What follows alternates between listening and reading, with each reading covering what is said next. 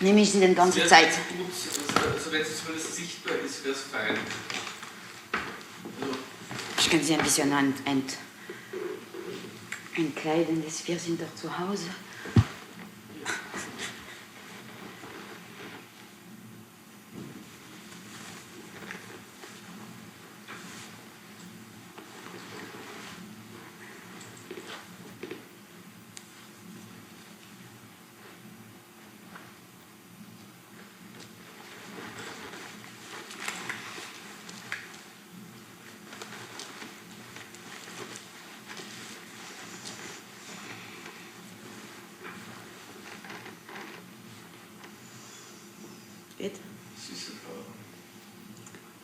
ja. Ich dachte, das macht ein bisschen ein schockierendes Element in deinem Blickbild. Ja. So hübsch. Hast du das selbst gemacht? Ja, das ist das erste Ausstellung, die ich gemacht habe mit den Skulptur von das kleine Buch, war in der Pädagogischen Akademie. Aha. Und am Ausgang habe ich sie gefunden. Und sie hat so Fingerfarbe, ist irgendwie sehr angegriffen, ziemlich stark angegriffen. So, fast alle Löcher sind irgendwie durchgenutzt worden. Ich ging spazieren damit am Friedrichshof im Kinderwagen. Im Kinderwagen? Was haben die anderen gesagt? Sie haben am Anfang immer geglaubt, also ich wollte tun, ob ich eine Oma wäre, die seinen Enkel spazieren. Und dann waren sie verwirrt, weil erst einmal darf ich nicht auf dem Gelände sein. Und zweitens, sie wissen dass ich keine Enkelkinder habe jetzt hier in Österreich. Dann schauten sie alle im Kinderwagen und total schreck. Ich sagte, warum? Ich gehe mit meinen Kindern spazieren. Ich bin doch am Friedrichshof. Wieso hast du dort nicht spazieren dürfen? Sie haben mich zwangweise aushalten müssen, fast ein Jahr nach dem Tod von Ottmar. Habe ich dann gesagt, ich habe keine Pensionversicherung bekommen bei Ihnen. 10 Jahre Arbeit erarbeite ich mir dann bei Ihnen mit Warmwasser und Spaziergänge. Wann war das? Ende 2003, Anfang 2004, ja. Wie viele leben jetzt noch draußen? Momentan gibt es einen großen Ansturm an neue Mieter, so die von außen halt kommen. Aber die Kern der Sache ist noch immer da drin. Also der Second Hand. Also nicht die wirkliche Elite, die Elite ist in Portugal. Aber die anderen halt sind noch da. Ja. Wann bist du schnell zum Friedrichshof gekommen? Also in welchem Jahr war das? Also 81, Ende 80 habe ich meinen ersten Besuch dahingestellt, so angelegt. Damals hatten wir, also es gab eine ganze Propaganda durch Europa. Und ein Bekannter von mir hatte davon gehört und hatte mir erzählt, diese Leute wissen, wie man mit dem Energie umgeht und so mit der Energie umgehen. Es war mir wichtig, dass ich umgehen könnte mit mir. Und da gab es eine Gruppe in Lyon.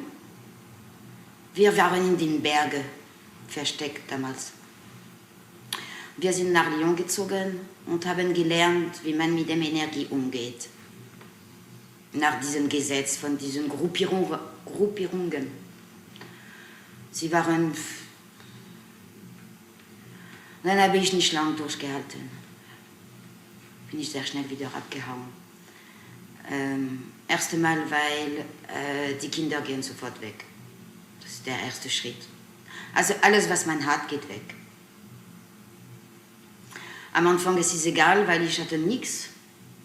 dann war es mir nicht schwierig. Ich dachte, nett sind diese Leute.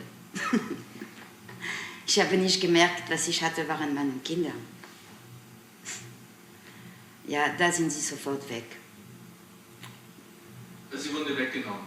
Ja, man versucht immer, die Kinder in Abwesenheit der Eltern einzureden, dass die Eltern total schlecht sind. Also bei mir war es nicht schwer für ihnen. Also wir kamen aus der Straße, wir lebten in Ruinen, wir waren immer unterwegs zu Fuß durch Frankreich, die Kinder waren ziemlich satt, ich war sehr müde. Und ja, eine Zukunft haben sie den Kindern vorgekaut. Sie würden aus der Straße weg, bei mir haben sie keine Zukunft und so. Jetzt müssen sie in eine andere Schule gehen und immer etwas anderes, die sie immer entfernen. Bis zur kompletten Entfernung. Wenn sie im Zentrum in Österreich landen. Am Anfang gehen sie in eine andere Gruppe in Frankreich. Kann man sie noch besuchen ab und zu. Ja, also ich bin dann 9 Monate geblieben erst einmal. Weil ich dachte, ich muss den Kindern eine Chance geben. Tatsächlich waren sie nicht in der Schule, weil wir waren ohne Aufenthalt, Fixaufenthalt. Und ja, sie sind langsam alt geworden. Meine Tochter war schon 9 Jahre alt. Und wir gingen noch ohne Schuhe, ohne Mantel. Wir waren wirklich Zigeuner. Also gar nicht einmal Zigeuner. Wir waren ganz allein. Und ja, und nach 9 Monaten hatte ich keine Kinder mehr.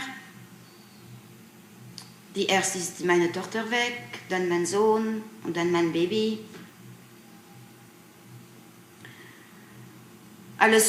Sie gehen einfach, mein Baby zum Beispiel, haben sie gesagt, 1 Monat Urlaub während den Sommerurlaub, eine ganze Kindergruppe zusammen, sie waren immer in Kindergruppe Gleichaltrige. Ja, im September kamen sie nicht zurück, im Oktober auch nicht, also sie kamen nie wieder zurück. Dann bin ich abgehaut und habe versucht, selbst dann wieder die Finanz zu schaffen, dass die Kinder zu mir zurückkehren können. Nun, ich war in einer schweren Situation, weil man wollte mich die Kinder eben wegnehmen, wegen unserem Leben. Und ich hatte keine große Wahl. Entweder ich war irgendwie in der Sackgasse gelandet. Und ich habe vielleicht noch 11 Monate gebraucht, um das Geld aufzutreiben, dass die Kinder zurückkehren können nach Frankreich. Aber das war zu spät. Meine Tochter war schon in den Händen von Otto Mühl gelandet. Und ich verstand es nicht. Warum mein Mädchen unbedingt zurück zum Otto Mühl fahren musste. Und ja, ich war überzeugt, ich bin zu schlecht. Sie will nicht diese Unsicherheit mit mir wieder erleben, sie will nicht wieder auf die Straße ziehen und so. Ich habe das auf diesem Konto gemacht. In Wirklichkeit war sie schon sehr lang in den Händen von Otto Mühl. Sie ist sofort in seinen Händen gelandet, weil sie ist frühreif geworden, sehr schnell. Wahrscheinlich unter Druck, weil er hat sie sehr, sehr, ja. Also sie war der Schatten von ihm. Sie war immer da, immer mit ihm, immer unter seinen Hand. Und als ich gemerkt habe, ich kann die Kinder doch nicht zu mir wieder haben, weil das Geld reicht nicht, ich muss es wieder verdienen und es muss man eine Menge Geld haben mit 3 Kindern. Wenn man ordentlich sein will, dass die Kinder bei dir bleiben. Allein kannst du nichts machen. Das schaffst du nicht, Dazu habe ich nicht studiert.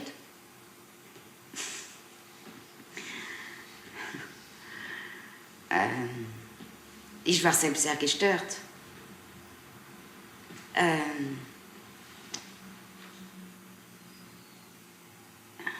Ja, warum unterwegs? Zum Beispiel, weil ich mit 17 Jahren abgehauen bin von zu Hause. Weil ich schwer misshandelt worden bin in der Kindheit und weil das Geheimnis nie herausgesprochen sein dürfte, schließen sie mir dann meinen Eltern in ihre Häuser, dass ich schweigen kann. Und das habe ich einmal erlebt und wollte ich auf keinen Fall einen zweiten Aufenthalt kennenlernen. Dann bin ich lieber auf die Straße gelandet. Aber wie misshandelt? Sexuell missbraucht. Von wem? Von meinem Großvater. Der nicht blutig Großvater ist, dieser zweite Ehemann meines Großmutter, aber als Kind, das checkt man nicht. Also wir gingen immer wieder zu den Oma und da war der Opa.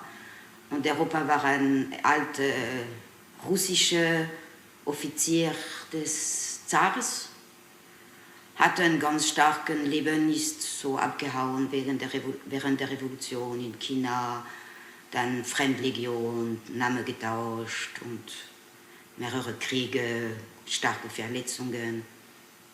Eine sehr beeindruckende Person. Und er hat mich dann 10 Jahre, also von den Kinderhalter, also von den Windelträgerinnen noch, ausgenützt, bis ich 10 Jahre alt war. Und mit 10 Jahren hatte ich für das erste Mal eine Freundin. Und ich wollte auf keinen Fall, dass sie drankommt in diesem Spiel. Und er wollte meine Freundin anbinden in seinen sexuellen Spaß. Und das war für mich dann ein Moment, wo ich für das erste Mal die Angst verloren habe und rebelliert und ihm Angst eingejagt, dass er mich nie mehr berührt hat. Wie hast du es gemacht? Ich habe ihm rausgegessen, dass ich jetzt laut werde. Und es war in der Haus meiner Eltern, in meinem Zimmer, wo er sich angeschlichen hatte, um den nächsten Sexspiel vorzubereiten. Und ich habe ihn einfach rausgejagt, so laut, dass er Angst bekommen hat. Dann gab es nur mehr Augenblicke, Strahlungen von ihm, aber es gab keine Berührung mehr. Wo war das, wo deine Eltern gewohnt haben oder du mit ihnen?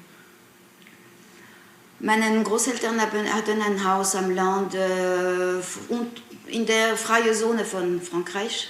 Da war die Großmutter damals geflüchtet. Und meine Eltern lebten in Paris und hatten ein Landhaus außer Paris. Da fand alles statt, in diesen 3 Häusern. Und ja, damals war es sowieso ein Thema, das noch weniger veröffentlicht war als heutzutage. Und meine Eltern haben aber gewusst, dass irgendwas schief geht mit mir.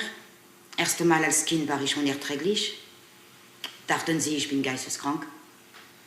Und dann zwischen 6 und 7 ist eine echte Vergewaltigung dann stattgefunden. Dann war ich verletzt, dann mussten sie mich behandeln lassen. Dann wussten sie wohl, dass etwas passiert ist. Und der Schock war für mich so hart, dass ich keine Erinnerung davon hatte. Ich habe noch heute die Erinnerung an Sommer vor der Vergewaltigung, wenn der Vergewaltigung mich dargestellt worden ist, um mich zu vorbereiten.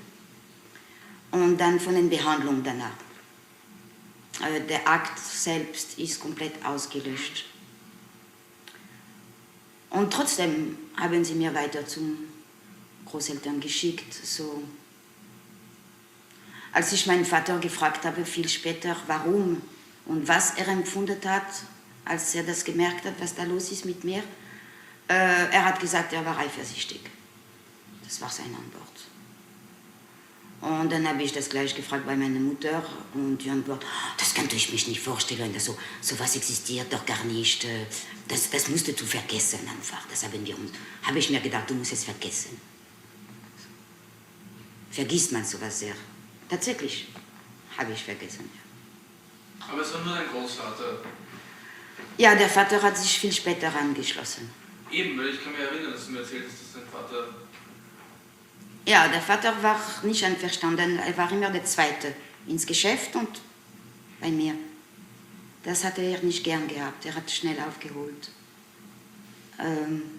Ich war damals in einem Zustand von völliger Gehörigkeit. Gut erzogenes Kind.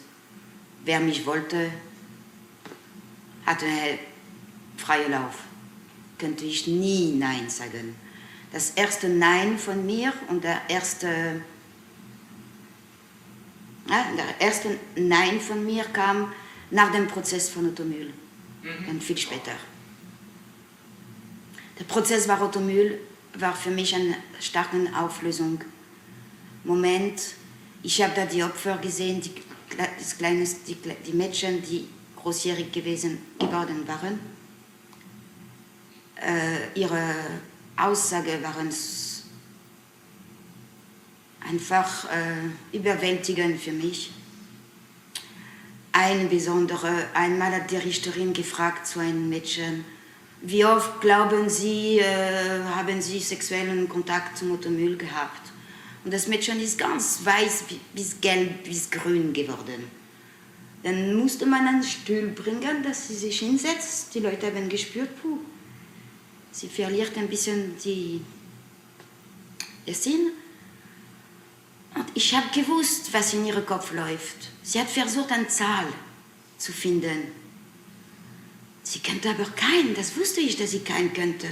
Weil wie viele Tage, wie viele Nächte, wie viele Jahre war sie da drin? Ich meine, das geht über den 1000, die 2000, ich weiß es nicht.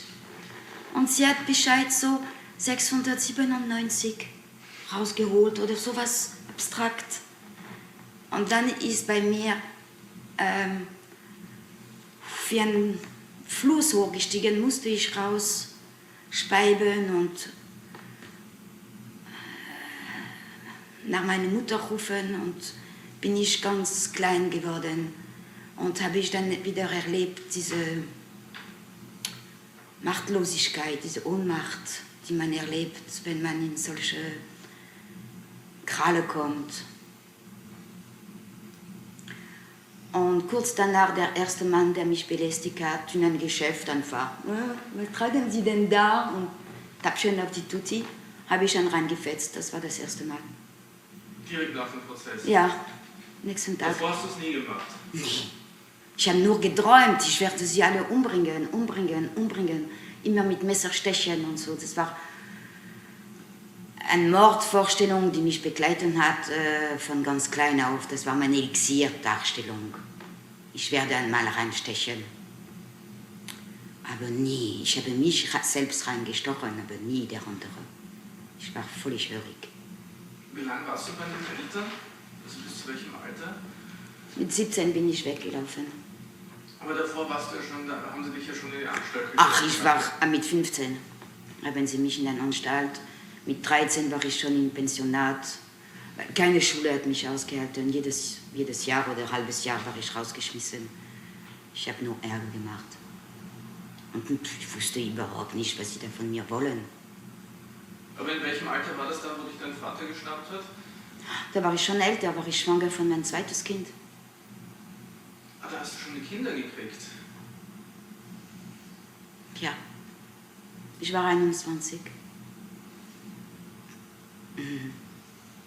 Seine Frau, seine Mätresse war gerade verstorben. Und meine Mutter hatte mich ein Telegramm geschickt, dass ich sofort zu meinem Vater gehen soll. Ich bin die Einzige, die ihn trösten könnte. Habe ich ihn getröstet dann. Aber davor, wie du noch bei deinen Eltern gewohnt hast? Oder? Nein, gab nur so Gäste, Attitüde, die ich kannte von meinem Opa, die er wiederholte zu mir. Aber immer an die Grenze der Zärtlichkeit. Aber für mich aufgewecktes Kind sehr schon eindeutig sexuell gelenkt.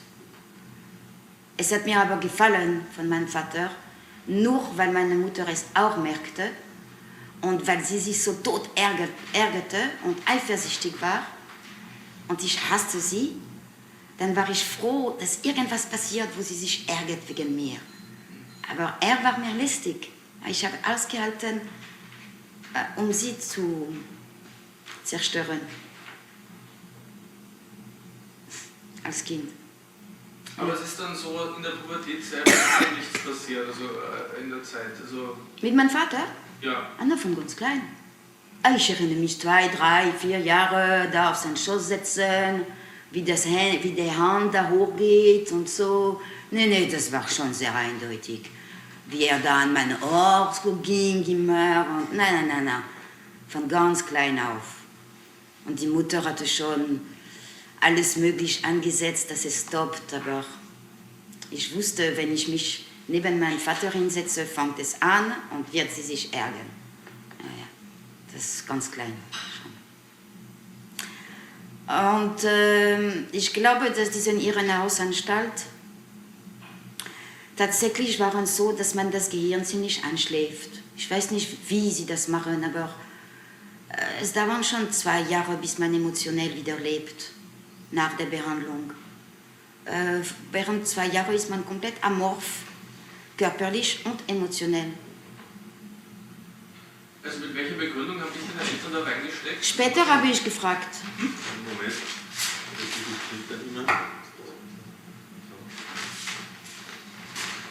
Also, sie haben mir nicht gesagt, sie stellen mich jetzt in ein Irrenhaus fest. Nee. Sie wussten, ich liebe den Schriftsteller Rousseau momentan. Das war die Zeit in der Schule, wo man Rousseau lernt. Und während jede 15 Tage dürfte man zu den Eltern zurück von dem Pensionat. Und da hat sie mir gesagt, hey, meine Kleine, anstatt ein Wochenende zu Hause zu verbringen, möchtest du nicht mit mir am Land gehen, in einen schönen Ort, L'Ermitage besuchen, das ist da, wo Rousseau irgendwas erlebt hat, so liebeartig. Da kannst du deine Lieblingsbücher mitnehmen und unter einem Baum im Gras lesen. Ja, wir verbringen das Wochenende, da packt ein Koffer für eine Nacht. Ich habe nichts davon gesagt. Ich wusste gar nicht einmal, dass Irrenhaus existieren. Es war mir ganz fremd, diese ganze Welt. Und wir sind rein, da gab ein Büro, da fragt der Mann, wie viel Bett im Zimmer, und sie sagt, einzelnes Zimmer. Und ich will mich umdrehen, um zu fragen, wo wird sie dann übernachten? Und wupp, ist sie verschwunden durch die Tür und sind 2 weiße Männer gekommen und wupp, gepackt und gepickt und alles, putsch, adios. Hast nichts mehr zu reden, du bist noch mehr ein Ölfleck. Kann gar nicht wissen, wo dein Bein ist. Oder nichts. Einfach weg. Gespritzt. Dann wird man irritisch. Dann kann man nicht mehr auf die Beine stehen. Sie ziehen sich so unter den Arm und ziehen sie dich durch die Gänge zum... Das ist ziemlich Hölle. Und wie haben Sie sich behandelt? Hast du Elektroschocks gekriegt oder was haben Sie Spritze. Nur Spritzen? Spritze. Ich glaube, ich war 3 Wochen dann ohne nichts. Nur einfach so. Keiner mit dir geredet oder so nur? Ich weiß... Nein, nicht reden, nicht bewegen, nichts. So, keine Erinnerung mehr. Und dann zieht man mal raus und zieht man mich ins Hof, viereckig, mit einem Weg aus so Steinchen und eine Bank, und dann flutscht man daran in eine Bank und dann sieht man so 4, 5 Männer schwarz mit so Augen komplett leer, die so Kreis drehen, so ohne ein Wort, und dann holt man dich wieder, schickt man dich wieder ins Bett. Das dauert wieder 3 Wochen und dann ist man bereit, dass man dich rausschleppt und irgendwo hinfetzt, die nicht mehr Irrenhaus ist, aber der Körper und der Geist funktioniert nicht. Du kannst nicht gehen, du kannst nicht Treppe hoch, du kannst nicht gehen. Also wie Tiefschlaf. Ja. Und dann später, wenn ich mit 17 dann das erste Gefühl wieder bekommen habe, klaro, war es Wut. Dann es hat eine Klage gegeben im Haus, ich habe den ganzen Tisch geworfen und mein Vater hat mich totgeprügelt und dann bin ich abgehauen, das war die Nacht. Und dann war man neben Straßenkind. Verstecken, weil ich war Minderjährige. Und dann erlebt man alles Mögliche. Dazu war ich kein aufgewecktes Kind, in einem ganz geschlossenen Milieu, bürgerlichen Milieu, wo man nur zum Zahnarzt geht, zur Schule geht, immer mit Gouvernante begleitet. Und ich kannte meine Straße, ich kannte nichts von Paris. Ich war absolut verloren.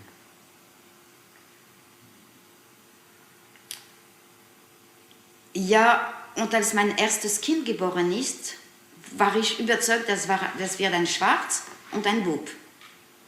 Es war absolut notwendig, dass es Schwarz und Bub ist. Es war für mich das Einzige, was Freiheit für mich bedeutet für ein Kind. Und das muss dreckig sein. So dreckig, dass man es nicht mehr waschen kann.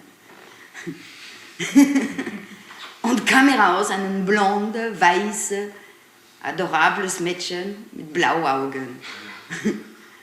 Und in mein Innere wusste ich, es plant jetzt eine Gefahr. Nun, ich wusste nicht mehr, welche Gefahr. Ich hatte das für mich selbst schon so verdrängt, dass es nicht mehr so zum Artikulieren war. Und ich habe nur meinen Vater gesehen, als er mich besucht hat im Krankenhaus, und gesagt, dieses Kind bekommst du eine Minute nicht unter den Augen. Und ich höre mich das sagen und ich weiß nicht warum. Und ich habe sie beschützt während alle diese 9 Jahre unterwegs, wo das Leben nicht einfach war. Aber ab 9 Jahre, 10 Jahre für mich war nicht mehr zu schützen. Mit 10 war ich befreit. Niemand könnte mein Mädchen angreifen mit 9 Jahren. Sie war stark, sie war Willenkraft, sie war unglaublich. Niemals hätte ich mich vorgestellt, in diesem Jahr kann sie noch drankommen. Und ich habe sie den Weg geöffnet, eben um dran zu kommen. Ich habe sie an diesem Typ komplett ausgeliefert, allein gelassen. Aber wie war das davor? Okay.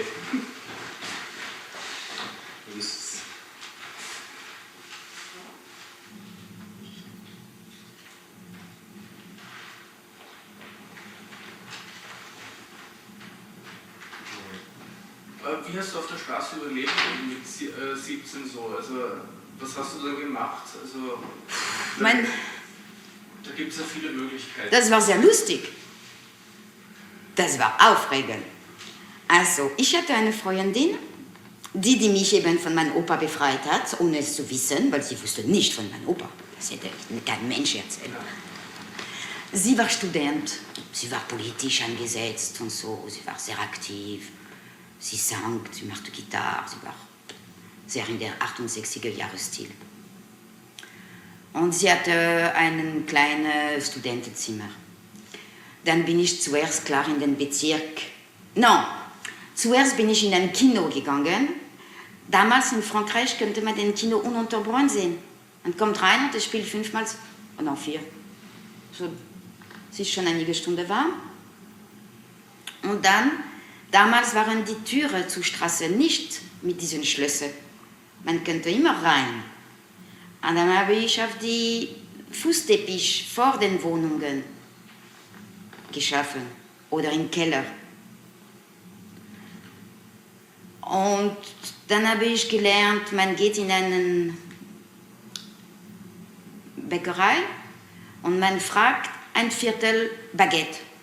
Dann muss die Frau sich umdrehen, die Baguette nehmen und schneiden. Und während dieser Zeit raubt man was und geht man weg. Und so in der Straße gab es gab nicht Ofen und so. Es war viel einfacher zum Rauben. Ich habe geraubt. Was habe ich gemacht? Ja, so, ich habe wahnsinnige Zeit erlebt. Manchmal muss man nicht alles erzählen, das würde... Ich habe halt überlebt, mit Rauben, Gehen, sehr viel gehen. Dann habe ich lang mit dem Clochard mitgelebt, aber nicht am Tag. Am Tag wollten sie nicht, dass man mich sieht mit ihnen. Sie sagten, niemand darf merken, dass ich immer da bin. Ich muss immer andere Bezirke durchqueren, dass niemand checkt, dass da ein Minderjähriger lebt. Und dann haben sie mich oft versteckt in ihren Papierhüte und so. Und wir haben geteilt. Dann war Paris zu gefährlich wegen der Polizei, weil ich hatte keine Papier. Und habe ich Paris verlassen und bin einfach die Straße runter. Ich habe versucht zu arbeiten, ich habe versucht anständig zu werden, genau. Ich habe die Hilfe gefragt an einen Mann, der mich vermittelt hat, einen Job, irgendwo in Frankreich, Putzfrau in einer Klinik, wo die Leute sterben gehen, so Krebsende. Da habe ich nicht lange ausgehalten. Die Toten haben mich so verwehrt und die Arbeit war mir so stumpfsinnig. Und mit dem Geld, man kriegt einen Scheck, das hat keine Wirklichkeit. So. Und dann habe ich gecheckt, was es ist, arbeiten, und dann habe ich mich glatt umgebracht. Da wollte ich auf keinen Fall damit machen, das war mir zu blöd. Dieses stumpfsinniges Leben, nee. Da habe ich dann wieder Irrenhaus.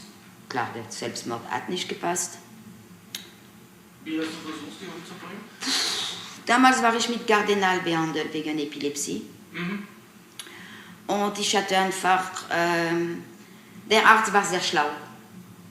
Er hatte mich eine 2 Monate, also eine Ordonnanz für 2 Tübe geschrieben. Und ich hatte noch eine Flasche Noleptil von der alten Behandlung von den ersten Irrenhaus. Und eine Tübe Equanil, auch von dieser Behandlung. Und ich habe alles gemischt, die ganze Packung, und getrunken.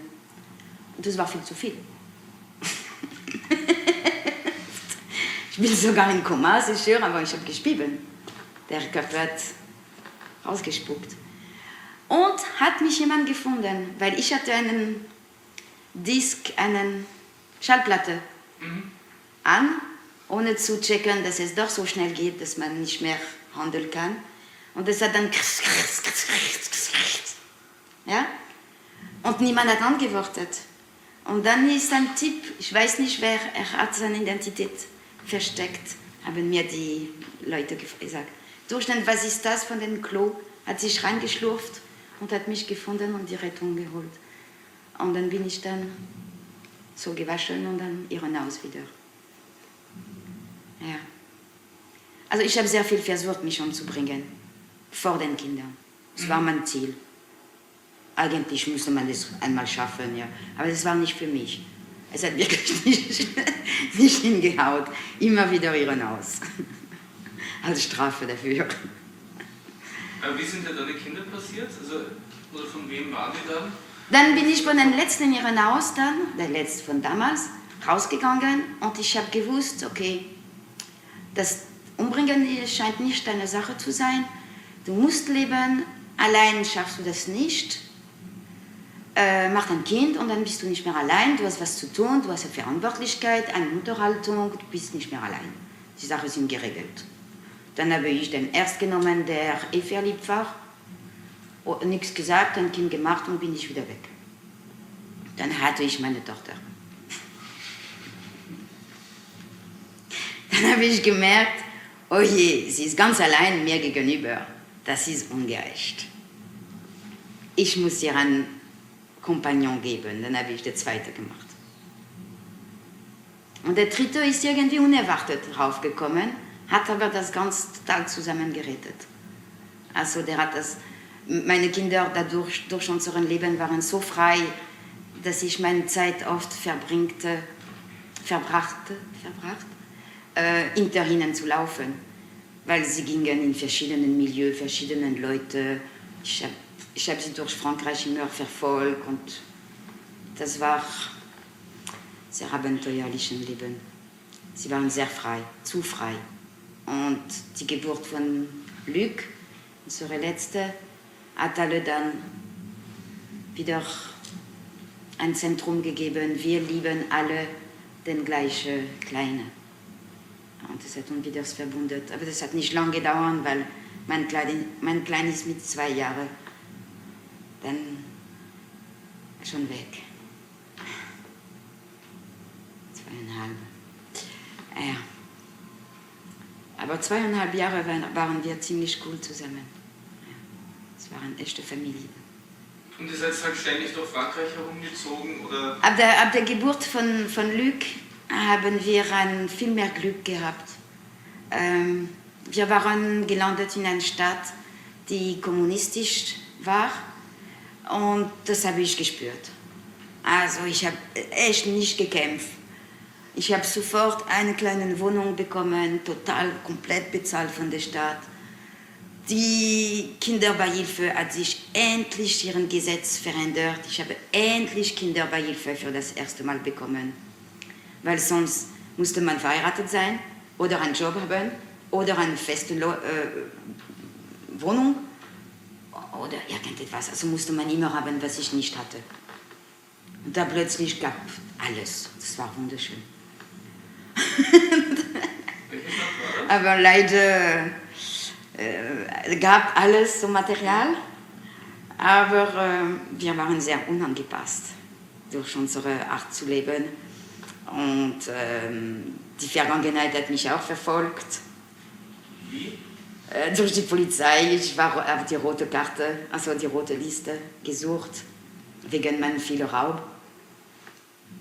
Die nur halt Überlebensraub war, aber mit der Zeit, das hatte sich schon gesungen. Dazu, zum Schluss war es mir komplett egal. Ich machte die Sache ganz offen. Sagte die Leute, ja, ich raube, na und? Ja, ich will diesen Butter, na und? Bist du nicht einverstanden, verfolgt mich? Es war mir komplett egal, ich musste die Kinder ernähren, ich hatte keine Wahl. Und ja. Und ja, meine Kinder waren auch sehr wild. Meine Kleine zum Beispiel war fähig, die Polizei, die im Haus gehen wollte, zu bombardieren durch das Fenster mit dem ganzen Holzlager für meinen Holzofen. Und die ganze Tür zu barrikadieren mit Schränken und so. Ein 5-Jähriger, der war irre wild. Ja, Mom, ich habe das Haus verteidigt. Die Polen kommen nicht rein. Das war so ehrlich. Der war witzig. Also, und Feuer haben wir gefangen und so, dann mussten wir flüchten. Von Arles. Und dadurch, diese Flucht war für uns sehr schwer. Ja. Aber du hast immer nur geklaut, du hast nicht irgendwie gebettelt oder... Ja, bettelt sehr wenig, das habe ich gehasst. Das war für mich die letzte Erniedrigung. Weil durch Rauben mindestens riskierst du was. Hast du ein Gefühl von Angst, ein Gefühl von Gewinn, von Überwindung, von... Du bist glücklich, wenn du was geschafft hast, ja. Du hast was riskiert, aber Betteln war für mich das Letzte. Und dazu, bei Betteln bist du dann ausliefert. Die Männer glauben, und vor meinen Kindern betteln, das könnte ich nicht. Ich bin ab und zu um 5 Uhr in der Früh aufgestanden, weil ich wusste, es gibt wirklich keine andere Möglichkeit jetzt. Bin ich am U-Bahn dann gegangen, habe ich schnell gebettelt, schnell für 1 Liter Milch, eine Baguette und zurück. Die Kinder haben es nicht gesehen. Na, bettelt. Man hat mich sehr aggressiv gemacht. Der Erste, der unhöflich zu mir war, habe ich dann geschlagen oder gebissen. Oder ich war sehr aggressiv beim Betteln. Na, das könnte ich nicht aushalten. Na, ich habe lieber riskiert.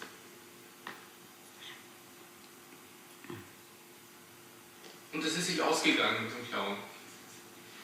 Ja, schon. Ab und zu waren wir ganze Bande sogar organisiert und so. Es war heftig. Heftig. Ab und zu kamen wir zu 5 plus 4 Kinder in den Geschäft rein. Zum Schluss waren wir Geschäftsverbot. Und wir haben immer in Ruine gelebt, in Scheune. ja, abgefuckten Häuser und viel mehr am Land und eben nicht lange mehr umziehen, dass niemand die Zeit hat, es zu realisieren, zu melden und es war viel gehen, viel gehen. Für Geld gevögelt hast du nicht, wie du gesagt hast. Doch. Auch. Ja, eben, ich war da davon. Doch. Ja. Doch. Am Schluss. Erst am Schluss, weil du Erst gesagt am hast, du Schluss. warst von den Eltern noch so, jeder hat irgendwie, so von der Hörigkeit her. Von der Hörigkeit, aber ich meine,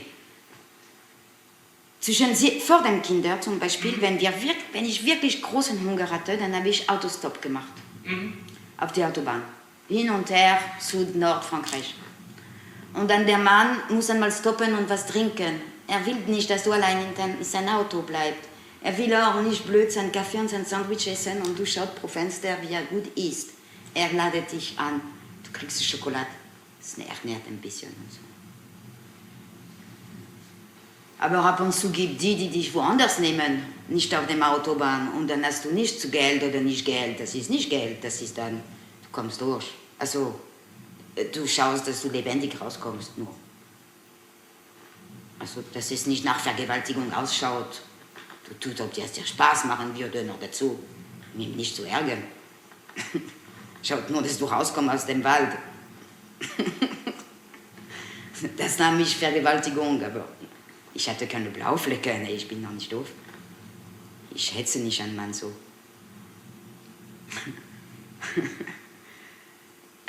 Aber das war noch nicht Prostitution. Prostitution hat angefangen in einem sehr verzweifelten Moment, genau. Nach dem Droge.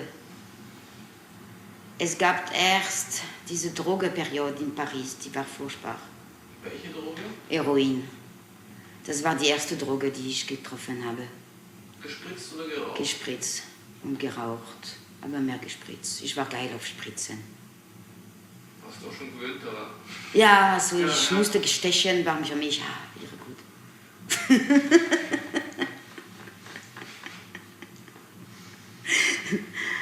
Und ich wusste, dass es absolut ungesund ist. Die Leute, die das machten, sie waren nicht ganz immer in unserem Kreis. Damals war es diese Situationist-Zeit in Frankreich, da war ich in diesem Milieu.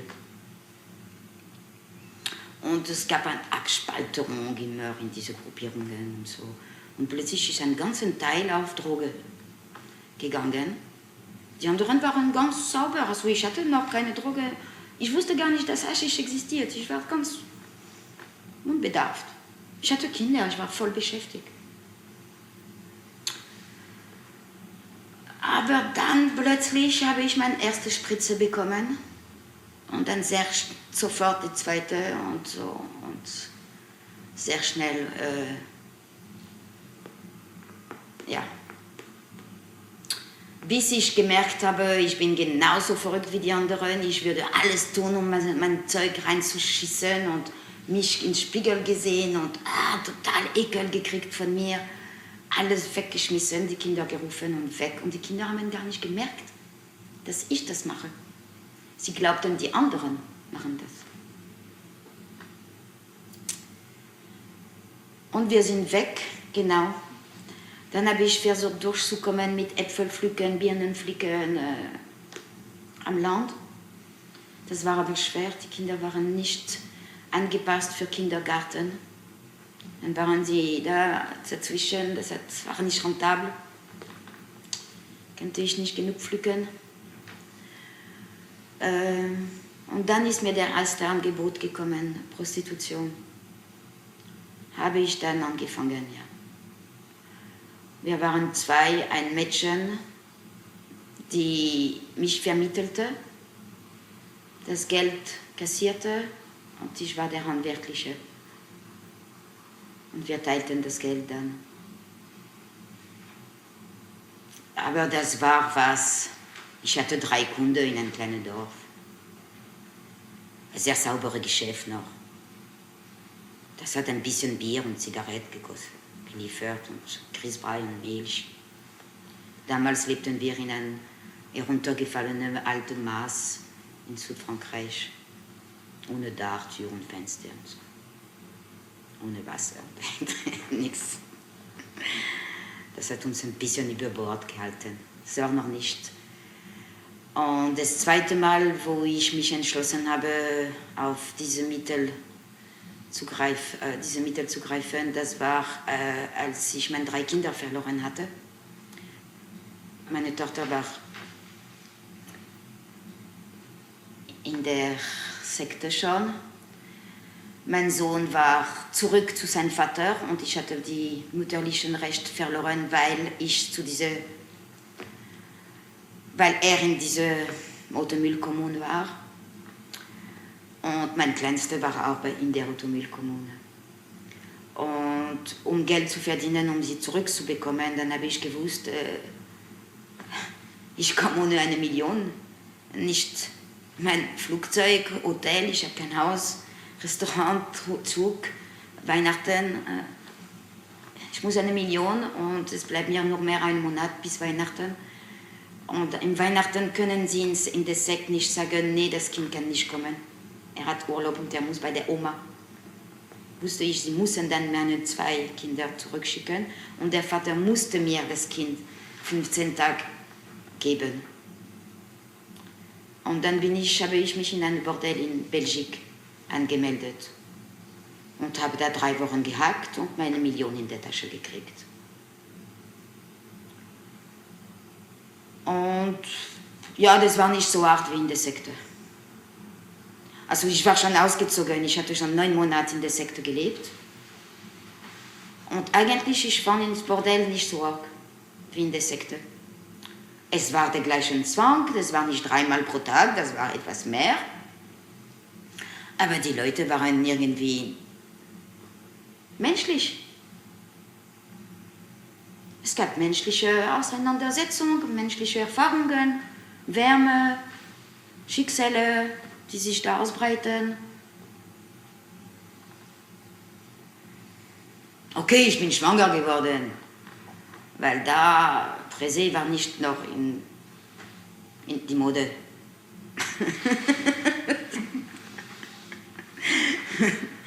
Aber ich habe meinen Job geschafft, irgendwie. Aber das Menschliche bei der Kommune überhaupt nicht. Das Menschliche bei der Kommune überhaupt nicht. Das war alles weggeschnitten. Es war verboten. Es gab überhaupt keine einzige Menschlichkeit. Es war verpönt. Wir waren wie die junge Hitler da, Einhard Stahl oder sowas. Also, keine Gefühle, kein Leben, keine Gefühle, keine Emotionen, keine Gedanken. Alles dies ist Zeit verloren. Für das Ganze muss man sein. Nur immer bereit, funktionsfähig zu sein nach Befehl des Oberkommando. Da gab nicht plötzlich Mitleid für jemanden oder Verständnis. Nie. Sogar das System war so, dass jeder Individuum wird selbst so verunsichert und so psychisch gequält, dass er gar nicht einmal kann, sich in den Haut von einem anderen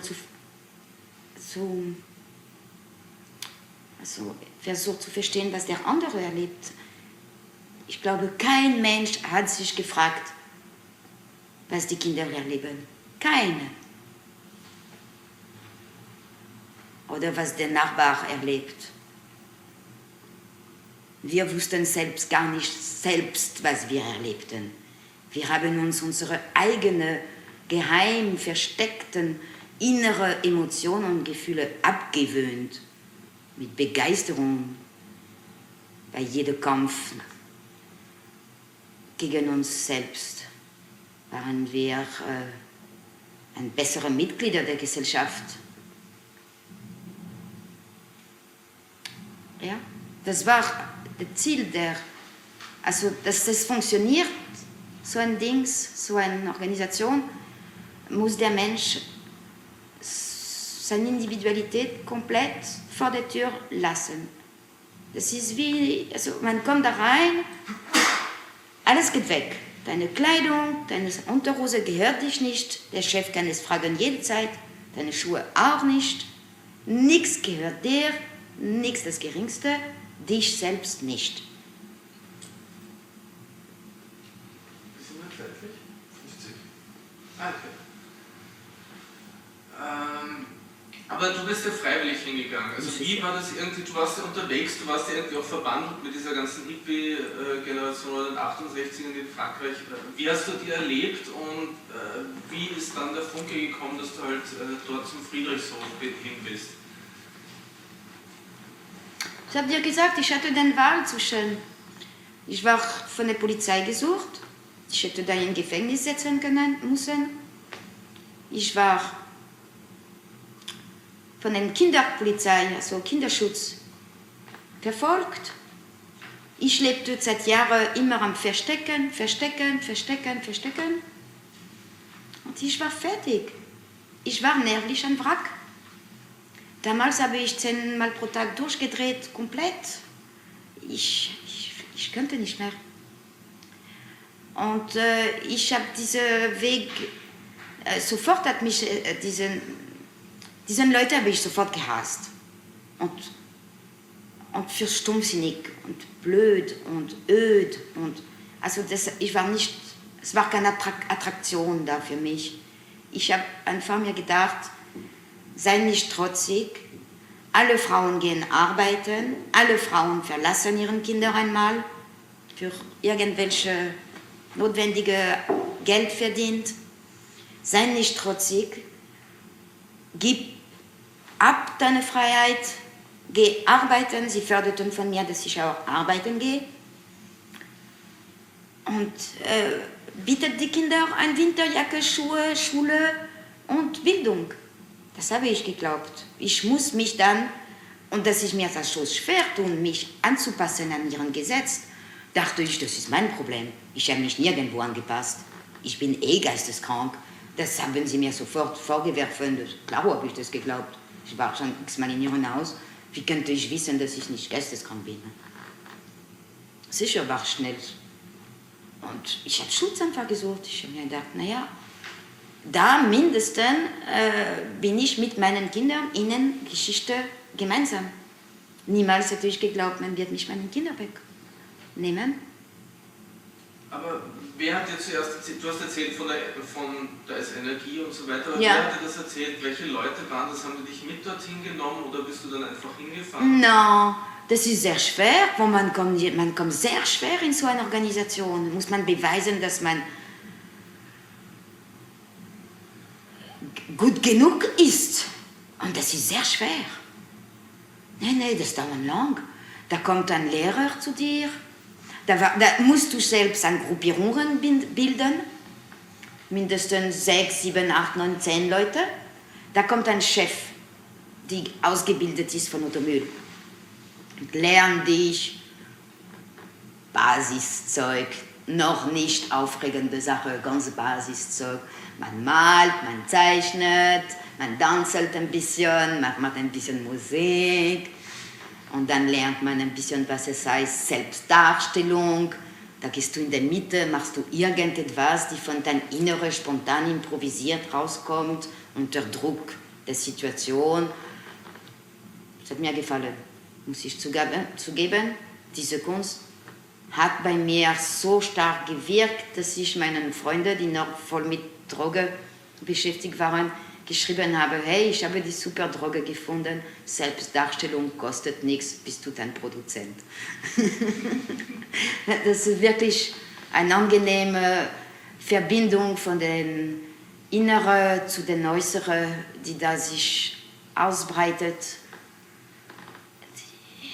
Das ist schon was in sich, das ist schon sehr verführerisch. Dann sind sie in den ersten Mal, sind sie alle sehr nett zu dir.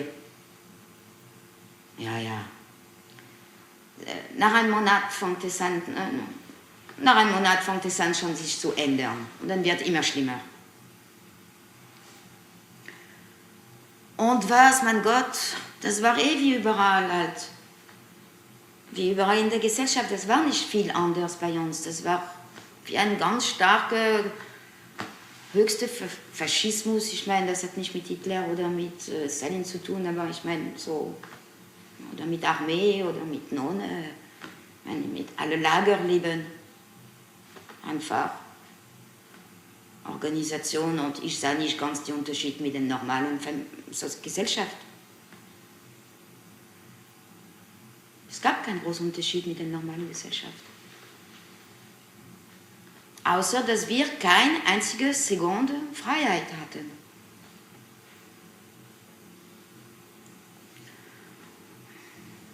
Ja, und dann habe ich den ganzen Bein auf mich genommen. Und wenn es zu schwer war, diese Trennung von den Kindern, wenn es so schwer war, dachte ich, dass es einmal anders wird, dass ich muss mich bessern, das Ganz muss mich mehr anerkennen, dass ich den Recht habe, meinen Kindern zu treffen, weil anderen dürften. Aber das ist nie passiert. Ich könnte machen, was ich wollte. Ich könnte so gut arbeiten, wie ich wollte, so gut mich verstellen, wie ich könnte. Nee, das war Gesetz, einfach weil die Basissache ist, keine Zweierbeziehung zu entwickeln. Und dann muss man erst bei einem Neugeborenen anfangen, dass er sich nicht daran gewöhnt auf eine Zweierbeziehung mit seiner Mutter. Dass er ein freier Mensch wird, ohne Bedürfnis nach Beziehung, war der Plan von dieser Ideologie. Und dann, wenn ich reklamiert habe, hey, ich mag das nicht mehr, ich will Kontakt zu meinen Kindern, ich war dann ein asozialer Fall, die verändern will, dass meine Kinder freie Menschen werden, frei von aller Beziehung. Ich klammere mich wie eine Ratte. Aber die Zweierbeziehung zu Otto ist Ihnen ja von Anfang an anerzogen worden, oder? Das ist ja auch eine Zweierbeziehung. Der Otto hat Beziehung zu eigenen... Ich kann nicht ganz genau wissen, welche Beziehung er zu anderen Leuten hatte. Mit mir hat er sehr salopp gehandelt. Er hat mich einfach gequält, also gelockt, stark gelockt. Klaro, wusste ich nicht warum. Meine Tochter war sehr wichtig für ihn. Gerade sie war wunderschön. Und dann gequält, bis eigentlich genau, ja, so wie bis man am Rand der Selbstmord kommt. Also ein echter Psychoterror entwickelt. Und als ich dann komplett am Aufgegeben war, also hat er mich dann genommen wieder. Ich schütze dich, die anderen sind so böse. Also der Marquis de Ré, das System. Mein armes Kind, du triffst auf unverständlich, du bist aber viel besser. So, ta. Und dann immer wieder in der Menge geschickt und von der Menge quälen lassen. Und dann immer wieder dich geschützt in seinem kleinen Reservat mit seinen Haschisch und seinen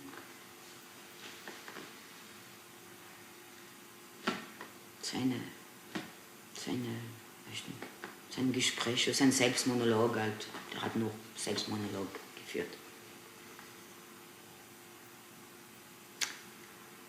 Und ab der Punkt, es hat 3 Jahre gedauert, bis er mich dann, also 3 Jahre waren die Quälerei. Und nach 3 Jahren, wenn man noch widersteht und nicht raus ist, dann ist es tödlich. Die Seele hält es nicht mehr aus, diese Spaltung zwischen dein Innere und das Geförderte. Und nach 3 Jahren, ja, dann bin ich echt, wie sagt man, abhängig von ihm, komplett. habe ich nur mehr gelebt, um einmal so gut zu sein, dass ich darf auf den Boden gelegt sein, um seine Füße zu wärmen. Teppich für seine Füße wollte werden. Das war mein höchstes Ziel. Oder vielleicht werde ich einmal so gut sein für das Ganze, was eh nicht bedeutet. Das ist absurd. Dass, wenn er stirbt, ich darf seine Füße waschen. Bin dann würdig genug. Es gab solche Frage. Die Königin fragte zueinander: Bist du würdig genug, um die angekackte Windel der Infant ins Müll zu tragen? Ja, das war sehr royalist eingestellt. Und da war ich ja, da hätte ich alles für ihn getan. Seine Schuhe binden, seine Jacke ihm anziehen. Ich habe gelegt, dass seine Augen in der riesigen Menge da, dass seine Augen meine Augen treffen. Dann musste man ganz schlau sein. In irgendwelche Eck, wo er unerwartet da. Also ich lebte nur für das. Ich war erledigt da. Und ja, dann kamen verschiedene Erlebnisse, die langsam diese... Na, und dann habe ich mir gedacht, ich muss mich befreien von ihm. Das will ich jetzt, glaube ich. Das müssen wir jetzt machen. Ja. Aber ich bringe dir mal eine Zigarette, tun wir mal verkaufen. Das ist alles durcheinander, ne? Ja, Ist egal. Ist egal, ich bringe dir schon wieder rein. Also, das ist nicht so wichtig. Das ist so wichtig. Dass es chronologisch ist.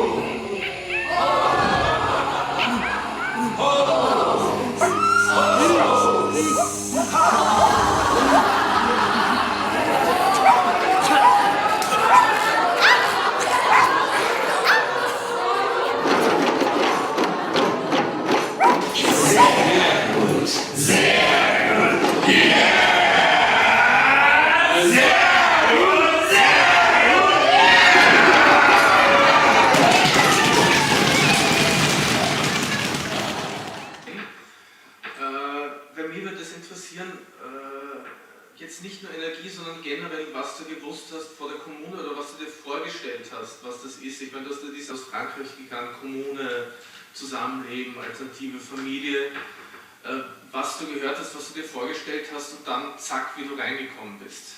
Weil das war ja auch so ein Prozess, du warst ja, glaube ich, bei Innsbruck auch in den Bergen dann?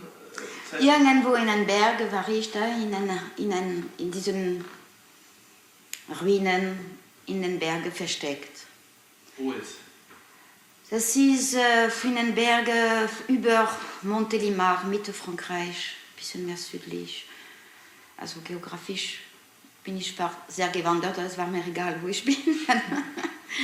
Habe ich nicht besonders geschaut. Ich meine, was ich gehört habe, es hat mir gefallen, dass sie viel Wert auf Kunst legen, dass man sich Zeit nehmen kann zum Bilden, sich zu bilden am Anfang. Da habe ich wieder meine Intelligenz ein bisschen in Bewegung gebracht, nicht mehr nur auf Überleben angestellt. Dass die Kinder zusammenwachsen, dass man sich organisiert für die Kinder, dass nicht jeder Einzelne konfrontiert ist mit der Einsamkeit mit seinem Kind, sondern Kindergruppe, Kinderschule, parallele Schule. War ich nicht unbedingt begeistert, dass meine Kinder lernen, die Blödsinn, die ich gelernt habe in der Schule, sei ich auch nicht notwendig. Wenn ein neues System gibt, war ich auch einverstanden. Das Geld gemeinsam teilen fand ich cool, weil kein hatte. Was ist mir gefallen noch? Ist wahrscheinlich alles. Ja, aber was hast du gewusst, was Kommune ist? Oder hast du dir eher so ein friedliches Hippie-Kiff-Familiending erwartet? Ich hatte keine Ahnung. Ich war nie in einer Kommune. Du hast gesagt, ich wäre in dem Milieu von einem Hippie, genau. Ich habe niemanden gekannt. Ich habe nur zufällig Leute gekreuzt. Ich habe mich an nirgendwo angehalten. Kurz diese Situationistengruppe in Paris. Ich war total am Rand. Ich habe das genützt, weil ab und zu etwas zu essen gab oder ein Dach vielleicht, wenn es regnet oder sowas offen war. Aber ich hatte keine Idee von Gemeinsamkeit, von Gesellschaft, von... Also, stell dir vor, ich hatte nicht viel im Kopf. Ja, du hast erzählt gehabt das letzte Mal, dass du mit Straßentheater in Berührung warst und so Künstler schon auch gekannt hast. Ja, ich habe sie genützt, weil immer ein Grummel von den Tisch gefallen ist. Ich habe mich nicht wirklich... Ich könnte in nirgendwo ankommen. Und kein Mensch hat von mir was gewollt. Kein Mensch hat mir gesagt, ja, komm zu uns und so. Nee, sie waren immer einverstanden, wenn ich nicht da war. Ich war ein störender Faktor. Also auch bei den Hippies oder den... Ja, sie hatten eine Idee, sie hatten einen Dialog, sie hatten ein Gespräch, eine Sprache. Ich hatte keinen, ich hatte nichts. Ich hatte nur, wo ist die Milch? Und hoffentlich regnet es nicht. Und so. Ich hatte nichts im Kopf. Ich war echt dumm, sehr dumm. Nicht studiert, nicht gelernt, nicht gelesen, keine Kultur, nichts. Aber wer hat dir von Friedrichshof erzählt oder dich in Kontakt gebracht? Weil, nachdem es nicht so leicht war, irgendjemand muss ja gewesen sein. Ja, dann muss man eine Experimentgruppe bilden, geleitet von Leiter von Friedrichshof geschickt. Dann lernt man langsam die verschiedenen Gesetze. Und das erste Gesetz, das kommt, war sehr klein ausgedrückt, sagt man in dem Propagandasystem. Nur dazwischen gesagt, ja, man darf nicht zweimal mit dem gleichen Partner ficken.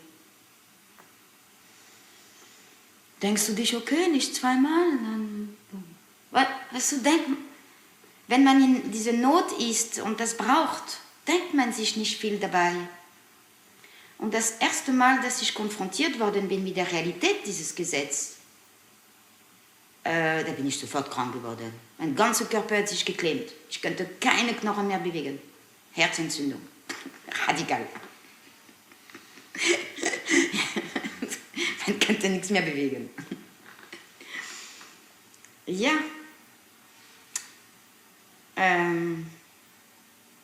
Tja, mit dem sexuellen Gesetz, das war ganz arg, weil sie sagen, freie Sexualität am Anfang. Unsere Sexualität ist frei. Na, also für einen Typ wie ich, denke ich, hey, endlich, frei. So habe ich mich vorgestellt, frei. Ich habe mich nicht vorgestellt, Fick-Industrie. Dazu, das Ficken war gar nicht einmal frei. In der Art und Weise, wie du das Ficken erledigen solltest, dürftest du auch nicht frei sein. Das war angelernt. Es gab Kurse, wie man Rendezvous nimmt, wie man sich auf dem Matratz bewegt, welcher Lärm kommt heraus aus dem Maul, wie das Gesicht sich zu verzogen hat und in welcher Position muss man es schaffen und so. Alles war angelernt, weil Privatgeschmack ist nicht gefragt. Was würden Sie tun mit jeder Fantasie da? Nee, es musste... Man putzt die Zähne so und man fickt so und es gehört zum Hygiene. Es gehört zum Hygiene. Man gut funktionierende, arbeitende Bevölkerung hat gute Zähne und fickt 3-mal pro Tag. Was passt da? Und ihr habt 3-mal am Tag gefickt? Es war absolut organisiert, dass man 3-mal am Tag fickt. Das war ein Irrenaufwand, die Schlauheit zu entwickeln, dass man sich was erspart. Und das hat jeder in Gefahr gebracht, weil wir haben doch eine freie Sexualität. Also wenn du mich fragst, hast du heute 10 Minuten für mich? Wenn ich dir sage nein, sagst du warum? Ja, ich arbeite, ich bin schon verabredet, was gibt noch? Das Leben ist organisiert für Zeit, für 3-mal Ficken. 3-mal 20 Minuten sind angerechnet. Was willst du noch sagen? Kannst du sagen, ich gehe ins Kino? Geht nicht, das ist keine Ausrede. Also das erste Mal passt noch. Das zweite Mal wird er sich denken, ist sie doch nicht frei und so. Das dritte Mal wird er sich beschweren. Wo ist meine freie Sexualität? Die will nicht mit mir. Sie sagt immer, sie ist nicht frei. Und dann kannst du nicht viel lügen, weil es gibt Polizei. Alles ist unter Überwachung. Ja? Und dann, du bist in einem Zimmer. Am Anfang waren diese riesigen Hochbett. Dann war Massenfickerei. Jeder so 200 Körper ficken. Da kann man überhaupt nichts mehr was verstecken, verheimlichen. Danach kam bessere Lebensstandard. Frauen haben Zimmer, Männer haben keine Zimmer. Und ihre Sache, Zahnbürste, Pyjama, räumen sie in einen Schrank von einem Frauenzimmer. Es lässt ihnen dann die Möglichkeit, jede Zeit reinzukommen, Zahnbürste holen. Putzen muss man die Zähne. In jeder Zeit der Nacht auch. Und zu beobachten, mit wem du da ins Bett bist. Oder ob du sowieso allein bist. Das ist noch schlimmer. Und so kannst du schwer dich herausholen aus der Geschichte. Und wenn du wirklich total Ekel hast von einem und wirklich, dich so wahnsinnig überwinden musste, dann kannst du flüchten in den Wald. Aber das ist auffällig, weil das Leben ist so organisiert, dass es gibt nicht 2 Minuten, wo du nicht irgendwo sein musst. Also wie war der Tagesablauf? Das war ja genau geplant. Also absolut. Jede 10 Minuten. Wie ist das abgelaufen? Wenn du reinkommst, wie hat so ein Tag ausgeschaut? Also wie war da die Struktur? Also das Leben geht so, die Masse steht um 6 Uhr auf. Fickt nicht. In der Früh wird nicht gefickt. Waschen, Hygiene, Frühstücken. Frühstücken gemeinsam mit Vorträgen von irgendwelchen Hörer. Abräumen. Sofort zum Arbeit gehen. Also am Friedrichshof die Arbeit war die Tischler, die Automechanik, die Dokumentation, es gab halt Putzen, Waschen, Kochen, alles, was man braucht. Und man arbeitet bis Mittag. Mittag ist top, ist Zeichnenkurs. Das ist auch obligatoire. Das Zeichnenkurs ist nicht unbedingt zum Zeichnen zu lernen. Das ist ihm wurscht, dass man zeichnen kann. Wir sind alle total stupide und unbegabt sowieso für Automüll. Das ist nur da, dass man erkommt, erst einmal, und dass man merkt, wie er gut zeichnen kann. Und es ist auch ein Ort, sehr, wie erklären Sie das? Also es gibt Struktur. Von Null ist Automüll, lange danach kommt der eine, das ist seine Frau, die Claudia Mühl, und dann kommen alle anderen bis zum 800 oder 600. Alle nummeriert, oder? Ja. Dann gibt die 25 Erste gehören zu einer Gruppe. Aber diese 25 sind dann auch wieder in 4 Teile getrennt. Und jede Gruppe ist in 4 Teile getrennt. Und jeder kleine Teil heißt BAG, Bewusstsein Arbeitsgruppe. Es bedeutet, diesen 7 Personen folgen sie in der Struktur. Zum Beispiel, du musst mit ihnen schlafen. Du darfst nicht die Nacht verbringen mit jemandem, der nicht ganz nah in deiner Strukturebene ist. Gleiche Gruppe, am besten gleichen Bags. Am Tag kannst du andere Leute treffen, Aber auch, es gab diese Strukturgruppe und es gab auch die Hygienengruppe wegen SIDA, AIDS. Dann ist da auch noch wieder Komplikation. Die mit Präsé, ohne Spuk, mit Spuk, also ganz komplizierte Regeln, wie alles ist angelernt, jede Bewegung, wie man den Präsé reingibt, mit welcher Hand man die Frau berührt, also das ist irre kompliziert. Eine Checklist musste man haben, um das zu schaffen, gesetzlich zu ficken. Und eine Zeit lang sogar musste man nur ausspicken. Das war das Gesetz, weil es gab zu viel Präsé, die platzen und zu viel Schwanger, die nicht angemeldet waren. Man dürfte nicht so ein Kind gebären. Es ist dann geregelt, wer wann ein Kind bekommt, nach Struktur und so. Die anderen abtreiben. Und ja, und dann Nachmittag Arbeit bis 6, wenn man Chance hat. Wenn man in der Küche ist bis Mitternacht.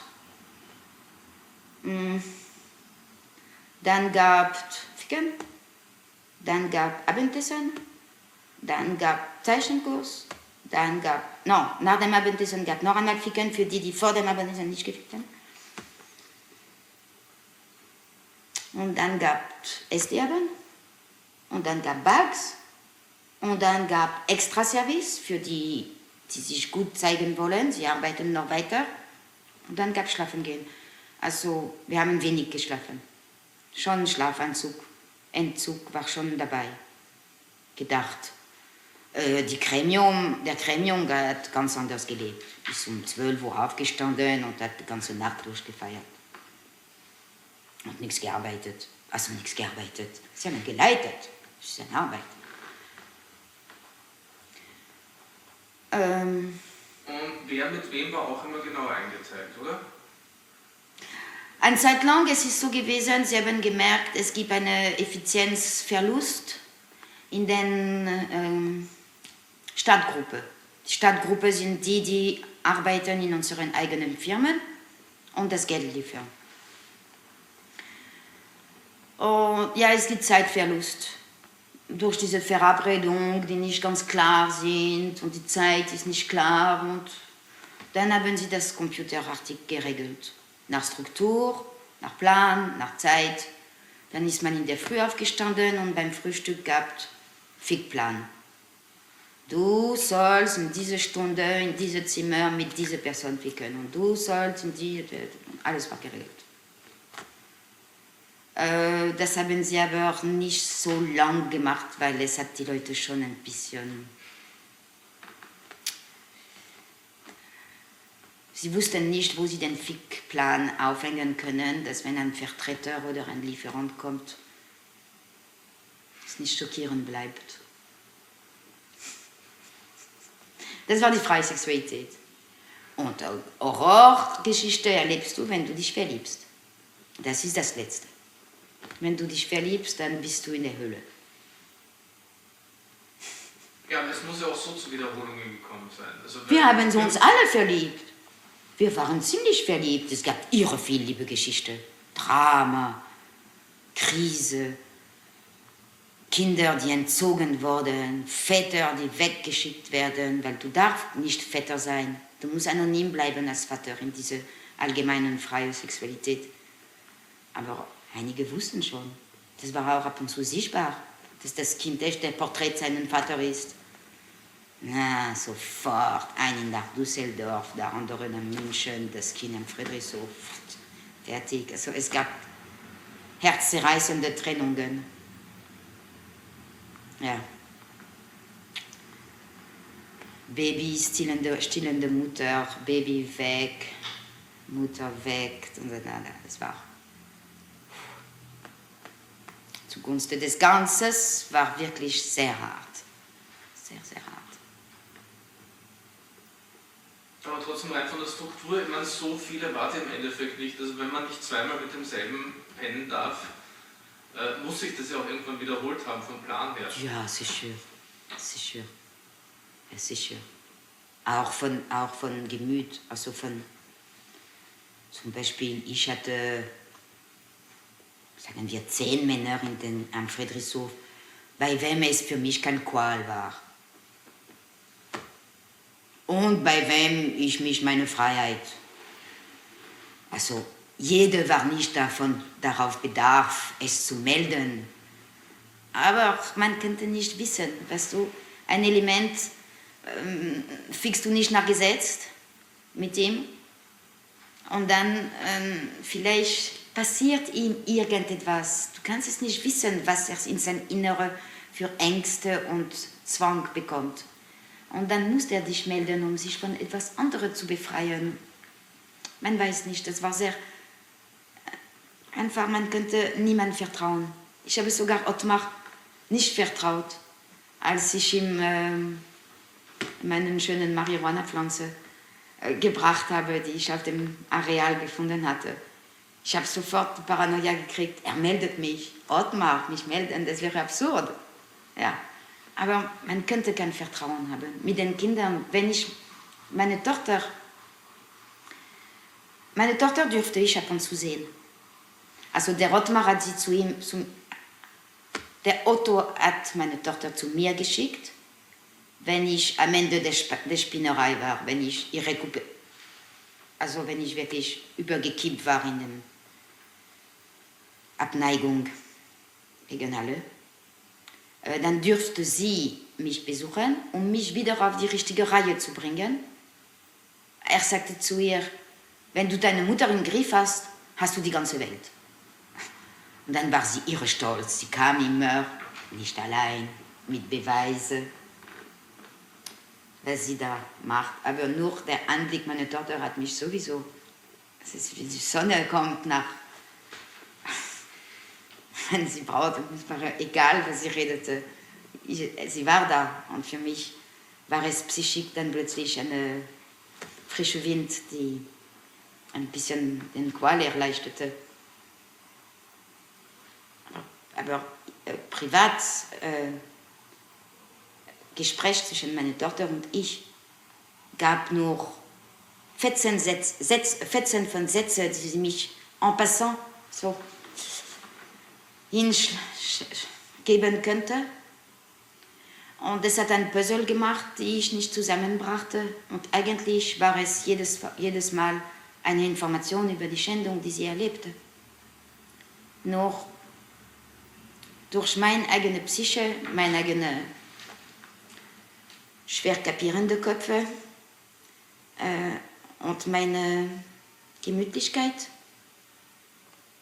Die Kinder waren endlich versorgt.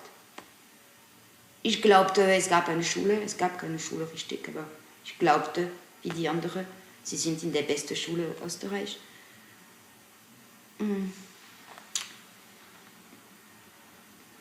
Ja, mein Gehirn hat nicht weiterdenken wollen. Hat die Information bekommen und hat sich immer wieder gefragt, was hat sie damit gemeint? Sehr verlogen. Man sagt, das Bewusstsein hat schon mit dem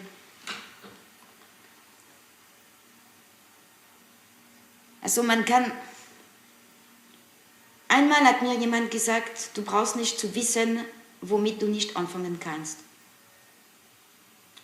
Das war ein Mann, der in Schwierigkeit gelandet war, der ist ausgezogen, geflüchtet. Und er wusste von den Misshandlungen von meinem Sohn, mein ältester Sohn. Und ich ahnte, dass etwas passiert mit ihm. Ich war damals verbannt in einer Insel in Comera als Aufbautruppe, schon sehr lang. Und während dieser Zeit haben sie meinen älteren Sohn gequält. Wie gequält? Psychisch gequält, dass er nur mehr in Wahnsinn sich retten könnte. Und sexuell bedrängt, wie alle unsere Bub. Jetzt die Frauen oder die Männer? Es hat angefangen, dass der Müll die kleinen Mädchen genommen hat. Er brauchte immer ein Kind, um ein Steif zu bekommen. Das war seine Krankheit, das wussten wir nicht. Nur die Frauen, die mit ihm schliefen, wussten das. Und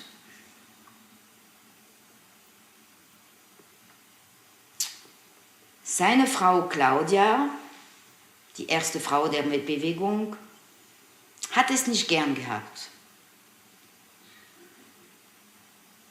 Sie hat es wirklich nicht gern gehabt. Sie hat ihn bekämpft, wahrscheinlich privat. Weil einmal plötzlich kam er zu der Idee, ach, sagte er zu seiner Frau, du bist nur eifersüchtig. Nimm dir da die Puppe, ich gebe sie dir. Bist du verantwortlich für ihre Erziehung? Und dann musste sie die Buben der Sekte sexuell aufklären. Und diese Frau war nicht so auf solche Sachen bedarf. Sie war mehr auf muskulöse Ängste, so italienische Vollblut installiert. Sie hatte überhaupt keinen Bock auf 13-, 12-jährige Herumfickerei. Hat sie aber machen müssen. Sie war auch genauso unter Zwang wie wir. Sie hatte einen anderen Charakter, sie könnte sich bis in Verderben wirklich unterordnen, um ihre Position zu retten.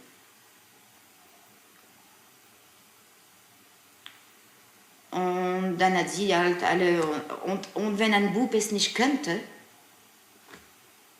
oder nicht wollte, da waren Misshandlungen in der Öffentlichkeit gefilmt und so, mit Sexzwang und Geschlechtsverkehrzwang.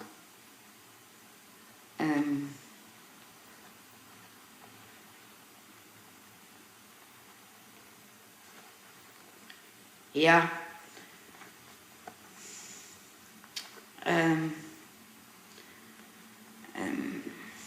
ich weiß nicht, wie ich das sagen soll. Also nicht nur die Mädchen sind vergewaltigt worden von Otto Mühl, psychisch und körperlich und misshandelt, bis es nicht mehr geht und beeinflusst und zerstört in ihrem Dasein und Mentalität und Bewusstsein und unglaublich die Psychoterror, die er da hingestellt hat.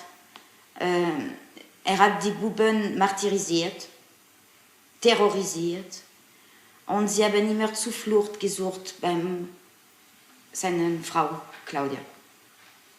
Und deshalb könnten sie, alle diesen Kindern, nicht die Wahrheit beim Prozess sagen. Es ist sogar in meiner Familie mit meinem eigenen ältesten Sohn zum Krach gekommen, weil ich förderte von ihm, dass er die Wahrheit sagt und nicht diese kriminellen Verein deckt. Und er könnte nicht. Er war noch damals überzeugt, diese Frau hat ihn geschützt gegen den Terror von Otto Mühl. Und sie könnten dann nicht die Wahrheit ihren Qual erzählen. Diese Kinder mussten mit alten, also erst einmal, Claudia war schön, war keine Schande mit ihr zu ficken. Sie war eine wirklich schöne Frau. Nur sie war recht kalt, kühl, bis in Herz hinein. Sie war kühl, sie war mechanisch. Das war für sie ohne Interesse, das Zeug. Ja? War Arbeit. Für einen Bub, das ist sowas von kühl. Für seinen ersten... Sie waren verliebt. Man dürfte nur verliebt sein an der Frau.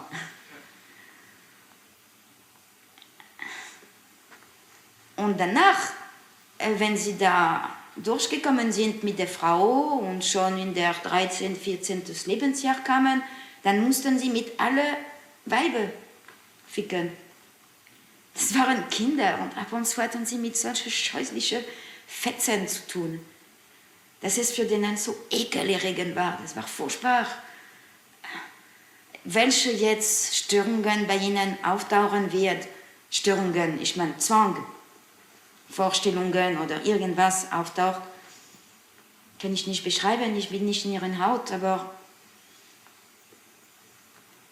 wenn ich ein Bub, die da drin aufgewachsen ist, wäre, würde ich auf jeden Fall eingestellt darauf, dass ich nur ganz jungen, frischen Mädchen habe als Partner, um meine Kindheit wieder zu erobern, zu erleben.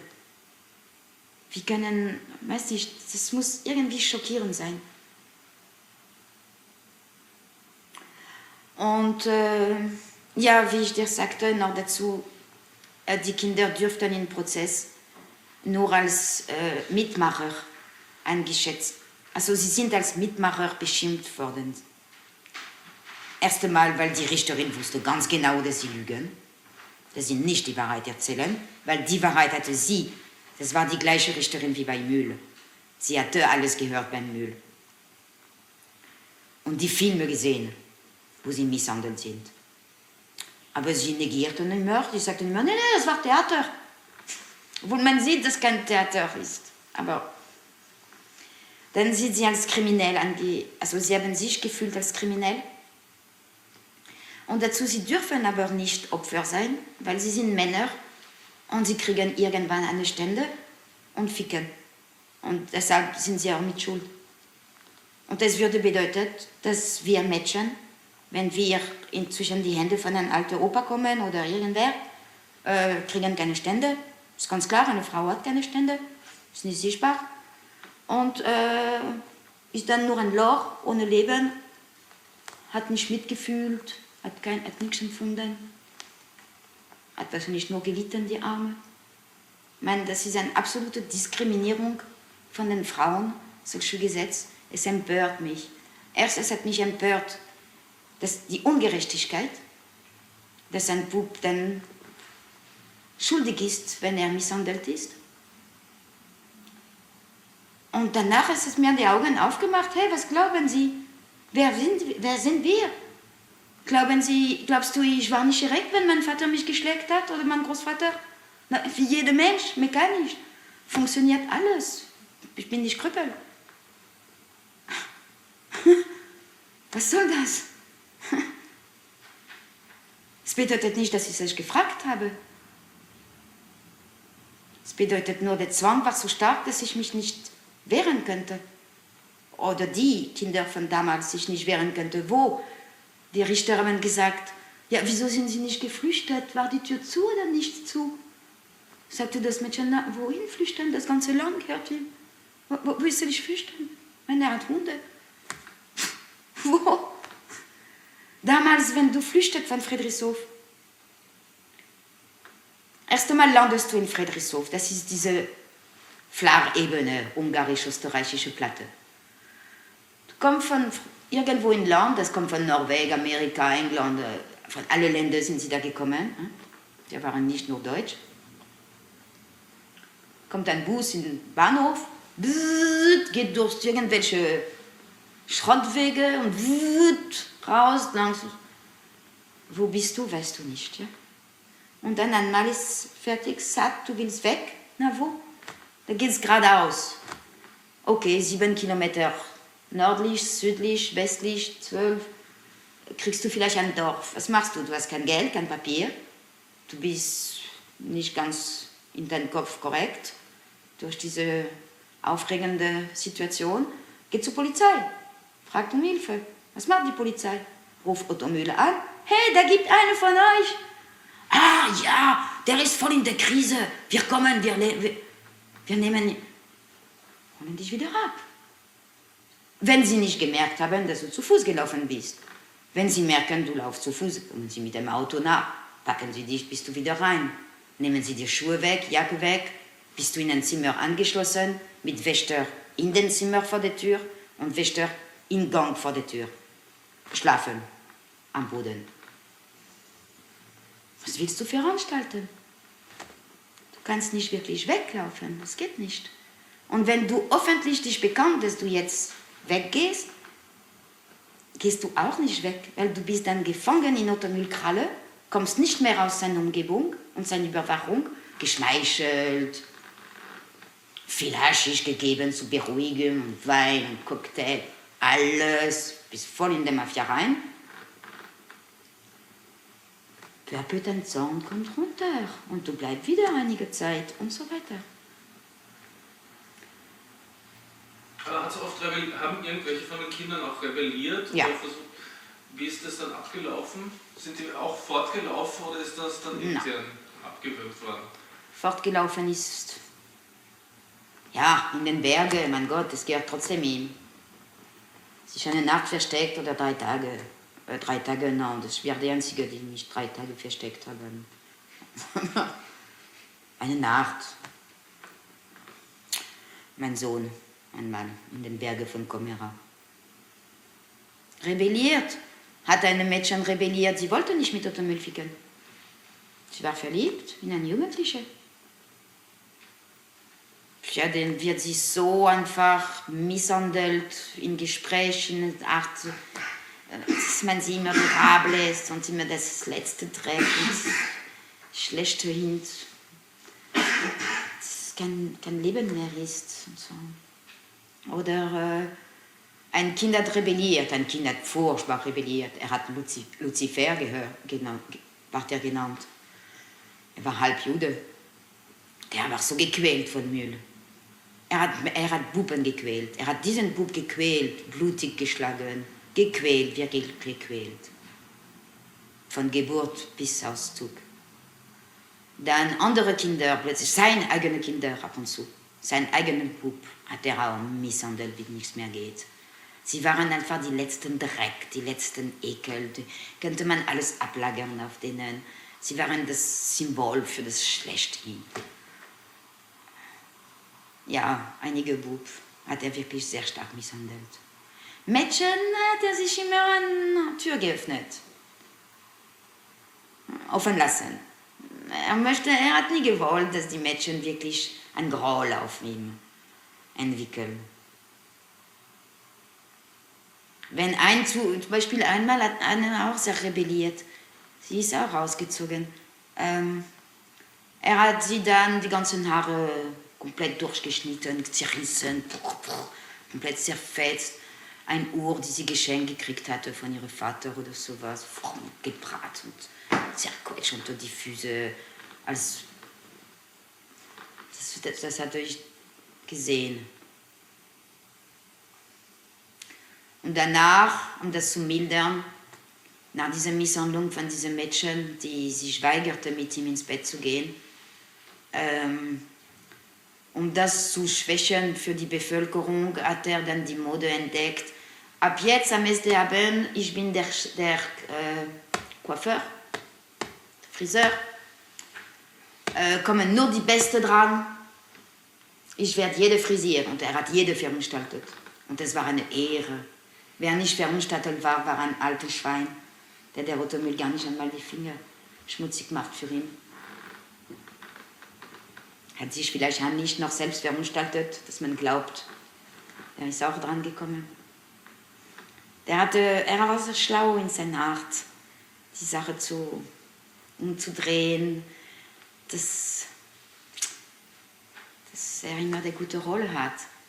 Der Tag, wo er der Luzifer blutig geschlagen hat, zum Beispiel, war der Luzifer schuld. Der hat die Frechheit, diesen Bub, sein Blut noch mir zu zeigen. Gibt mir dabei eine schlechte Rolle, regt sich auf. Die ganze Sekte regt sich auf, dass dieser junge Bub da noch die Frechheit hat zu bluten.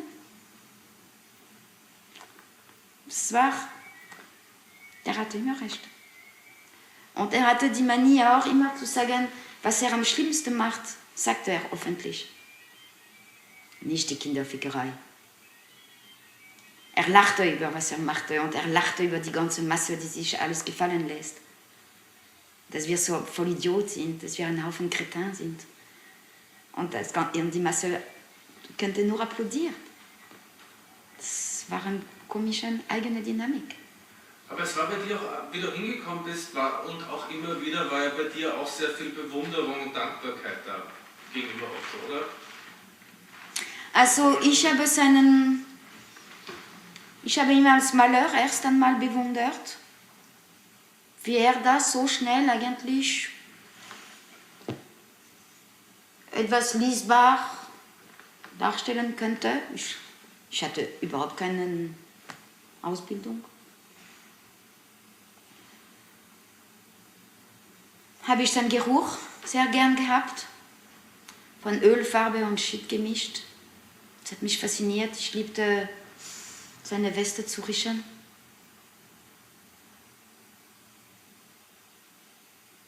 Ich habe ihn gehasst. Ich habe ihn gründlich gehasst. Und ich war gespalten. Ich war sehr gespalten. Ich war so gespalten, dass ich am Anfang nicht in der gleichen Raum sein könnte wie er. Das war mir einfach körperlich nicht zum Aushalten. Der ganze Körper hat geschmerzt. Jeder Gelenk hat angefangen zu pochen. Und ich habe ihn dann unter Glas beobachtet und war gespalten zwischen meinem Hass, das, was er mich antut, meine ganze Freiheit geraubt, meine Kinder geraubt, und die sexuelle Faszination, die ich dann wahrscheinlich von früherer Zeit, weil es gab mit meinem Opa eine besondere Situation, die sehr viel gewirkt auf meine Faszination zum Automüll. Ich war ganz klein, das war den Sommer vor der Vergewaltigung. Vergewaltigung hat in Weihnachten stattgefunden.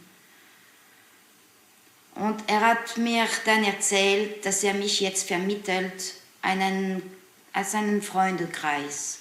Alte russische Leute, die sich treffen in einem Appartement und da empfangen sie kleine Mädchen. Und jeder Mitglied dieser Gruppe bringt einmal einen Mädchen mit. Und er hat vor Weihnachten, wenn er uns besucht für Weihnachtenurlaub in Paris, mich da zu bringen. Und er erzählte mir alles, was ich machen sollte. Und bringt mich in einen Ort, wo das Holz für den Kamin aufgewahrt ist bei meiner Oma, und sucht sich ein Holzstück und nimmt das und sagt, das ist die Größe des Schwanz des Meisters, des Chefs. Er ist nicht der Chef, er ist Mitglied. Elefantartig. 6-Jährige, weißt du, kriegst Panik. Und um zurückzukommen auf Automüll, als ich hinter Fenster immer in der Nacht draußen war und schaute, dann ist der Abend von draußen und er drinnen, meine Augen könnten sich nicht entfernen von seinen Hosentür. Er trug immer eine Latzhose und man sah seinen Schwanz, wie er sie trägt in seinen Unterhose. Er hatte breit Boxershorte und man sieht es entlang einen kleinen. Und die Spaltung in mir war Augen weg von da und Hass. Und er sagte immer, er ist der Einzige, der die sexuelle Gestaltung kann. Dazu, wir waren Franzosen, ich bin Französin, ich kannte kein Deutsch. Für mich, die Deutsche, sie müssen nur hochintelligenten Sachen reden. Es ist Schopenhauer, Kafka und so. Boah, großartige Gehirn, Hochintelligenz. Ich bin nur ein blöden Fetzel aus Frankreich. Und ich verstand kein Wort von ihren Blablabla. Darstellung, Gestaltung, solche Worte in Frankreich gibt es wenig. Hatte ich gar nicht einmal gehört in französischer Sprache. Ich war fasziniert, was ganz sexuelle Gestaltung sein. Das muss was wahnsinnig, was ich nicht kenne. Und ich kenne schon sehr viel. Also was ich nicht kenne, fasziniert mich. Vielleicht hat man das Gefühl, man werde geliebt oder sowas. Oder auch kriegt man einen Orgasmus, die über alles explodiert. Oder man macht sich so Vorstellungen, gell?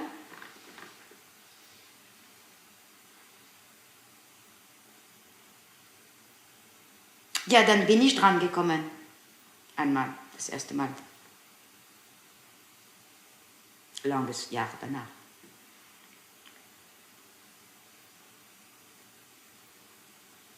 Und wenn du fertig gefickt hast mit Automüll, da lauert die ganze Weibe, hallo, wie waren so? Den Hofdame. Ne? Und für mich, ehrlich gesagt, es war noch nie in meinem Leben so öd gewesen. Noch nie. Ich habe mir gedacht, was soll das? nicht. Der Typ kriegt keinen Steifel. So und dann, keine Kontakt, keine... Nix. Ja? Nix.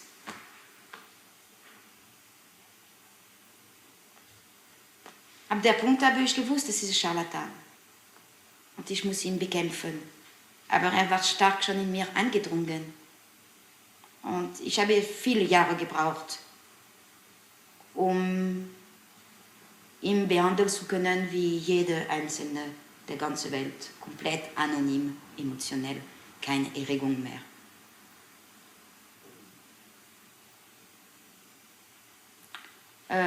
Ja, das war die Hoffnung, freie Sexualität. Dass man gemeinsam die Kinder erzieht, das hat mich auch hingeleitet. Nun, gemeinsam okay, aber ohne mich leider. Das hatte ich nicht gedacht. Ich dachte, ich gehöre zum Gemeinsamen. Ja, was hast du denn gemacht? Also ich meine... Arbeit, Messi, Klo geputzt. Ja, eben, du hast mir erzählt, was eher so die Putze vom Ganzen, ne? Klo geputzt, Bade geputzt, Klo geputzt, Bade geputzt. Zimmer geputzt, Hochbett geputzt, Atelier geputzt, Klo geputzt, Bade geputzt. Dann habe ich aufgeräumt, Ordnung gemacht, Klo geputzt und wieder Klo geputzt. Zimmer, Klo geputzt. Ja, war es Liebe. Ja, war es Liebe. Erst einmal, das ist ganz kompliziert, wenn du dich wirklich in die Struktur hinlegst, das ernst nimmt, ja, immer zu wissen, welche Nummer ist das und welche Nummer bist du und das hat gerade getauscht nächste Woche. Das ist mir zu kompliziert. Ich habe gesagt, letzter Platz, weiß ich, die sind alle über mich, problemlos. Das war schon für mich beruhigend. Diesen Verhalten, die man haben muss, wenn man in der Struktur mitmacht, dann musst du der Untere erniedrigen, schikanieren, nerven, provozieren, sonst bist du nicht über ihm. Hatte ich überhaupt kein Interesse dafür, kein Interesse. Ja, es war mir zu blöd. Zu blöd. Ja, du hast ja gewisserweise auch rebelliert, indem du dich selber halt auch unattraktiv gemacht hast oder nicht gewaschen oder so war das, oder? Ich war gehasst. Die Leute haben mich gehasst. Die Männer haben mich nicht geliebt. Keiner hat mich geliebt. Ich war unerträglich schroff, bösartig, nicht zu Verbindung bereit. Ich war extra miss. Ja, klaro. Und sie hatten Angst. Also viele Männer haben Angst gehabt, mich zu fragen. Deshalb habe ich ein bisschen Freiraum haben können. Sogar keine Männer waren angeteilt in meine Zimmer um ihren Pyjama und Zahnbürste. Einer hat einmal versucht, über diese Situation zu kommen. Er hat keine Zeit gehabt, seine Socken aufzuräumen. Er war schon weg. Ja, da war ich echt verletzend bis nichts mehr, also tödlich, teuflisch. Das kann ich. Ja. Ich habe sie alle weg, so viel wie möglich weg gehabt von mir. Klobürste könnte man mich nennen. Ja, extra. Ja. Passt du das auch zu Otto? Na. Zum Otto bis zum Schluss habe ich alle Kino hingelegt. Ich habe gekämpft. Das war für mich sehr wichtig, von ihm gefickt zu werden. Nicht wegen der Fickerei, die war öd wie nix. Das musste man, das ist wurscht, Lor ist Lor. Nur weil du 20 Minuten dann in Tête-à-Tête bist. Und das war für mich das Wichtigste. In Tête-à-Tête mit ihm zu sein. Checken, welche emotionelle Stimmung mein Körper bekommt. Ob ich diese Abhängigkeit überwinden werde einmal. Ob ich diese Hörigkeit überwinden werde. Der Fortschritt in meinem Körper. Und ich habe vielleicht 6 Mal mit ihm gefickt in 10 Jahren. Vielleicht 6, vielleicht noch gar nicht einmal 6. Und das war für mich die Prüfung. Wie frech ich sein darf, kann, mich traut. Ich war sehr frech zu ihm. Ich habe mich erlaubt. Ich wollte einmal checken, wie es ist, wenn man nicht will, gefickt sein. Er hat entschieden, er fickt mich jetzt. Als Gesundheitssystem, weil ich spinne komplett und wenn man mit ihm fickt, dann spielt man nicht mehr. Ja? Er ist der Oberarzt. Und ich hatte keinen Bock, ich wusste, das wird öd und so. Ich hatte keinen großen Bock. Und dann habe ich gesagt, nein, du hast genug andere Löcher da. Fick lieber deine geliebte Frau, lass mich in Ruhe. Und das konnte er nicht packen. Aufgestanden, getan, ob er mich gehört hätte. Der Protokoll, es geht immer im Badzimmer, er putzt die Zähne. Protokoll. Dann musst du auch gehen und auch deine Zähne putzen. Dann hat er gerufen, dass ich jetzt kommen soll, Zähne putzen. Habe ich gesagt, wenn du den Arsch abwischen haben willst, dann ruf deine Frau. Und bist nicht aufgestanden. Und er hat sich immer mehr geärgert. Für mich war es ein Spiel. War es nicht so ernst. Dann gehe ich in sein Zimmer und er zieht sich aus und ist in Unterhose. Und dann gehe ich raus aus dem Zimmer und sage ich, du glaubst, weil du jetzt in Unterhose bist, dein Schwanz kommt bei mir rein, ehrst du dich. Bin ich wieder raus. Aber dann waren seine Hofdame, sie haben mich gepackt. Und dann waren 10 Personen, so kannst du nichts mehr tun. Wieder rein. Der Herr will ficken, jetzt mit die ich will. Dann habe ich gelassen, klar. Ich könnte sehr frech sein oder ich könnte schon nicht sehr viel erlauben. Ich wusste nicht, welches Spiel im Spiel ist. Er wollte auf jeden Fall mich hörig behalten, um seinen Verbrechen über meinen Kindern zu vertuschen, dass ich nicht dazukomme. Er wollte mich immer in gute Laune halten. Als er mich nach 3 Jahren, nach diesen... Ja, es gab einen ganz besonderen... das ist nicht mit deiner Frage zu tun. Warte. Es gab einen ganz besonderen Moment in dieser Gruppe. Das ist der Tod von einem von uns. Das war ein berühmter Psychiater aus Frankreich. Er war berühmt, weil er machte Konferenz über Nichtrauchen und so. Und er hat sich umgebracht bei uns am Friedrichshof. Seine Art zu sterben war ziemlich furchterregend. Klaro habe ich es nicht gesehen, aber er hat sich mit 7 Messerstichen im Herz gestochen und ist dann verblutet und gestorben. Dieser Fall war ein Wendepunkt. Sie hatten schon damals geplant, wir sind zu viel. Weniger werde besser ökonomisch. Sie haben diesen Wendepunkt ausgenutzt, um Leute unsichere Elemente, paranoiden Elemente, rebellieren Elemente, die immer wieder was zu sagen haben, zu eliminieren, zu ekeln. Das Hauptwort war, wir werden sie rausekeln. Ich war leider dabei, bei den Elementen, die man rausekeln sollte. Klaro. Und das Rausekeln war heftig.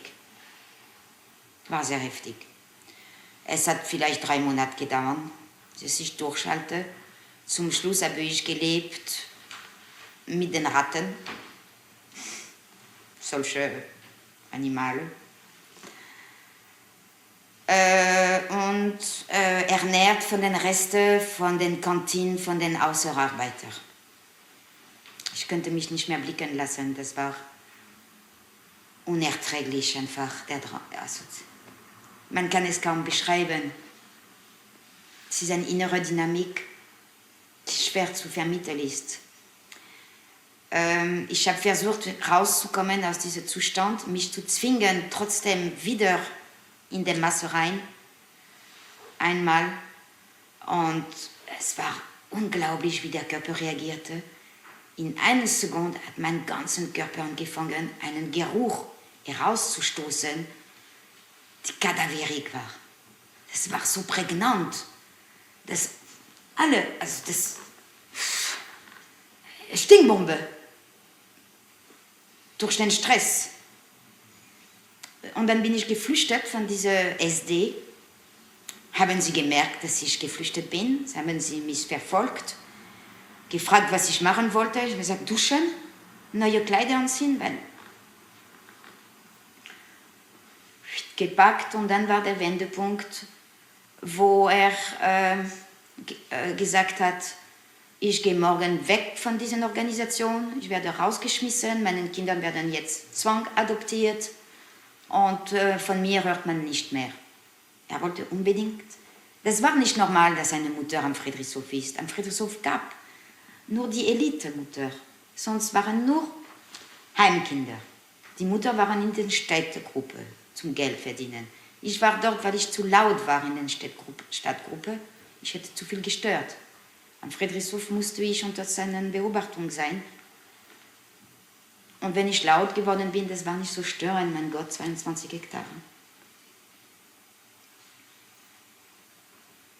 Und Valium sowieso, stecken Sie dich unter Valium.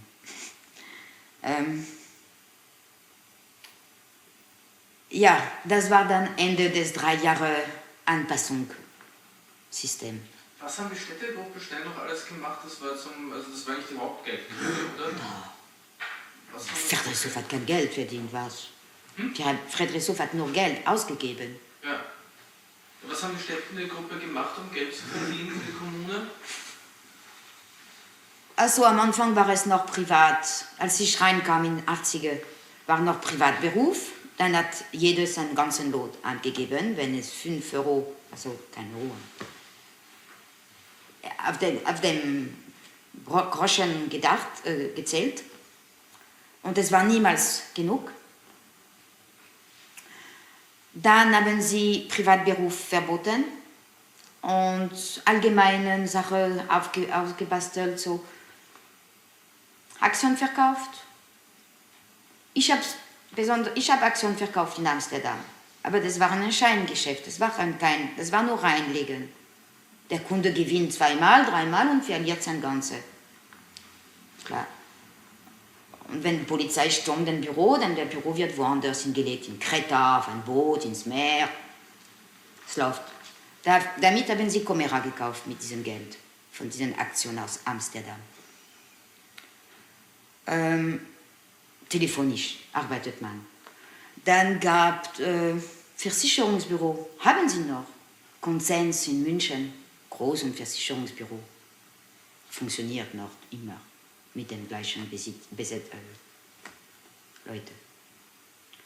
Ich weiß nicht, in Berlin haben sie auch Versicherung, Immobilie.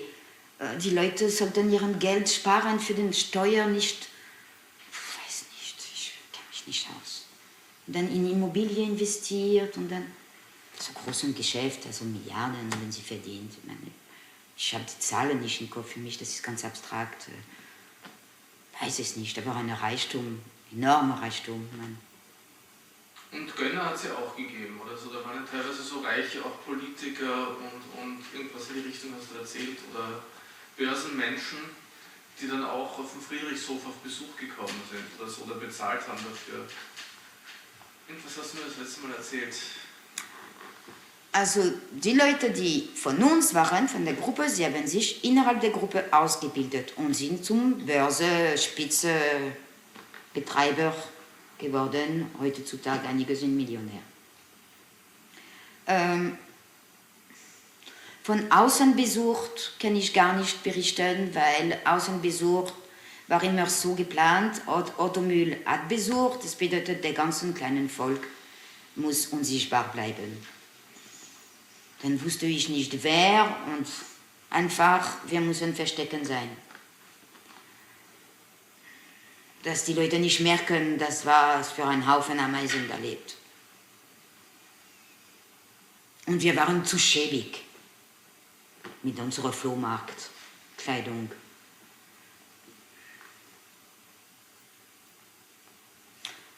Ich weiß, dass diese Aktiengesellschaft aus Amsterdam verknüpft war mit Außenleuten. Die sind auch am Friedrichshof gewesen, diese Leute.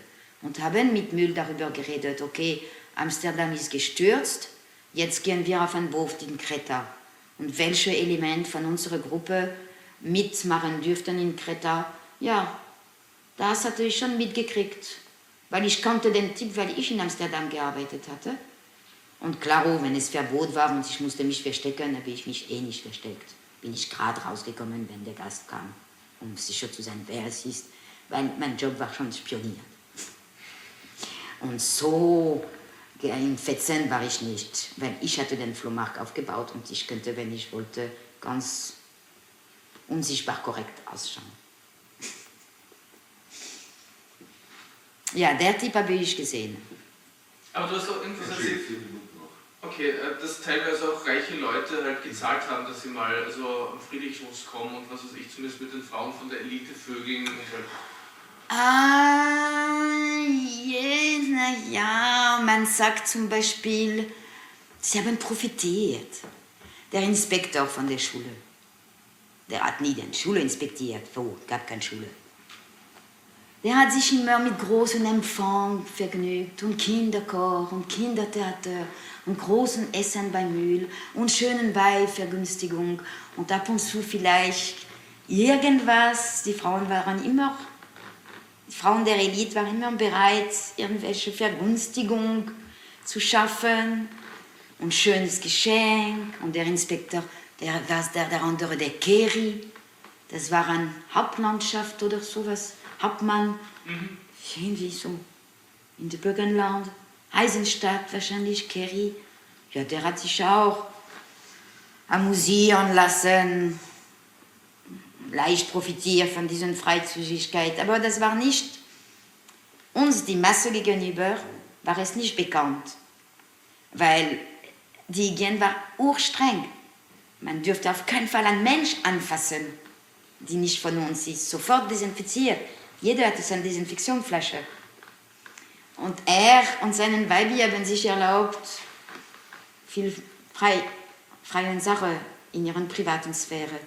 Das haben wir gewusst später. Und erst als ich mit Ottmar in Kontakt war, er war von der ersten Stunde und er hat dann alles gewusst. Er hat mich dann viel erzählt. Aber für die allgemeine Bevölkerung, viele haben gar nicht gewusst, dass Haschisch geraucht wird. Meine Tochter, der Schatten von Otto Mühl war, hat gar nicht gewusst von Kokain.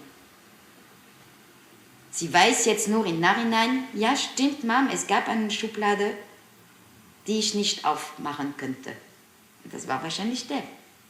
Aber sie hat sie nie mitgekriegt. Nie. Also das war er konnte sich sehr geheim zurückziehen. Er hatte eine Wohnung mit 3 verschiedenen Schlüsseln, bis du reinkommst. Schlüssel hatte nicht jeder, also sehr schwer reinzukommen. Aber die Elite hatte schon ständig auch Besuch, oder? Die Elite. Hat Besuch? Hatte Besuch oder sind Leute gekommen oder was weiß ich, Bildaussteller von Mühl? Es gab der Zwerge da, wie hat er geheißen? Theo Altenberg, der war der Kunstminister. Und er musste die ganze Kunstwelt bereisen, Otto Mühl Propaganda verbreiten, die Leute bewegen, zum Friedrichshof auf einen Besuch zum Otto Mühl zu kommen. Da ist der gestorben ist, der Beuch. Wenn sie lang gekämpft, dass er endlich kommt und sich fotografieren lässt, mit meiner Tochter. Und Interview und ein Bild malt und das Bild dort bei Otto Mühl lässt und so. Und Penck und Bruce und Nietzsche und andere, die ich gar nicht einmal kenne. Dann hat er gemerkt, um sie zu lockern, muss man einen Film drehen und dann sind sie Darsteller, dann kommen sie noch mehr. Er hat viele Jahre gearbeitet, auf dem Kunstmarkt zu kommen.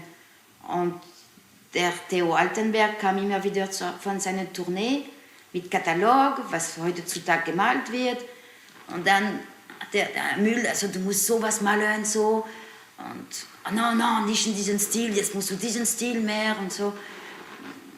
Er hat nur nachgemacht, was da gut ankommen könnte. Er hat selbst nicht wirklich was entdeckt. Er hatte auch nichts zu sagen, er hatte nur zu verstecken. Der Mühl, er konnte sich nicht in Kunst entfalten. Er musste nur schweigen. So. Er hat nur kopiert, imitiert, ein bisschen verbessert, mit ein bisschen fickende Ziege beim Van Gogh. Mein Gott. Okay, wenn du jeden Tag malst, 20 Jahre, 30 Jahre lang, das ist schön, weißt du, dass das Rot so wirkt und das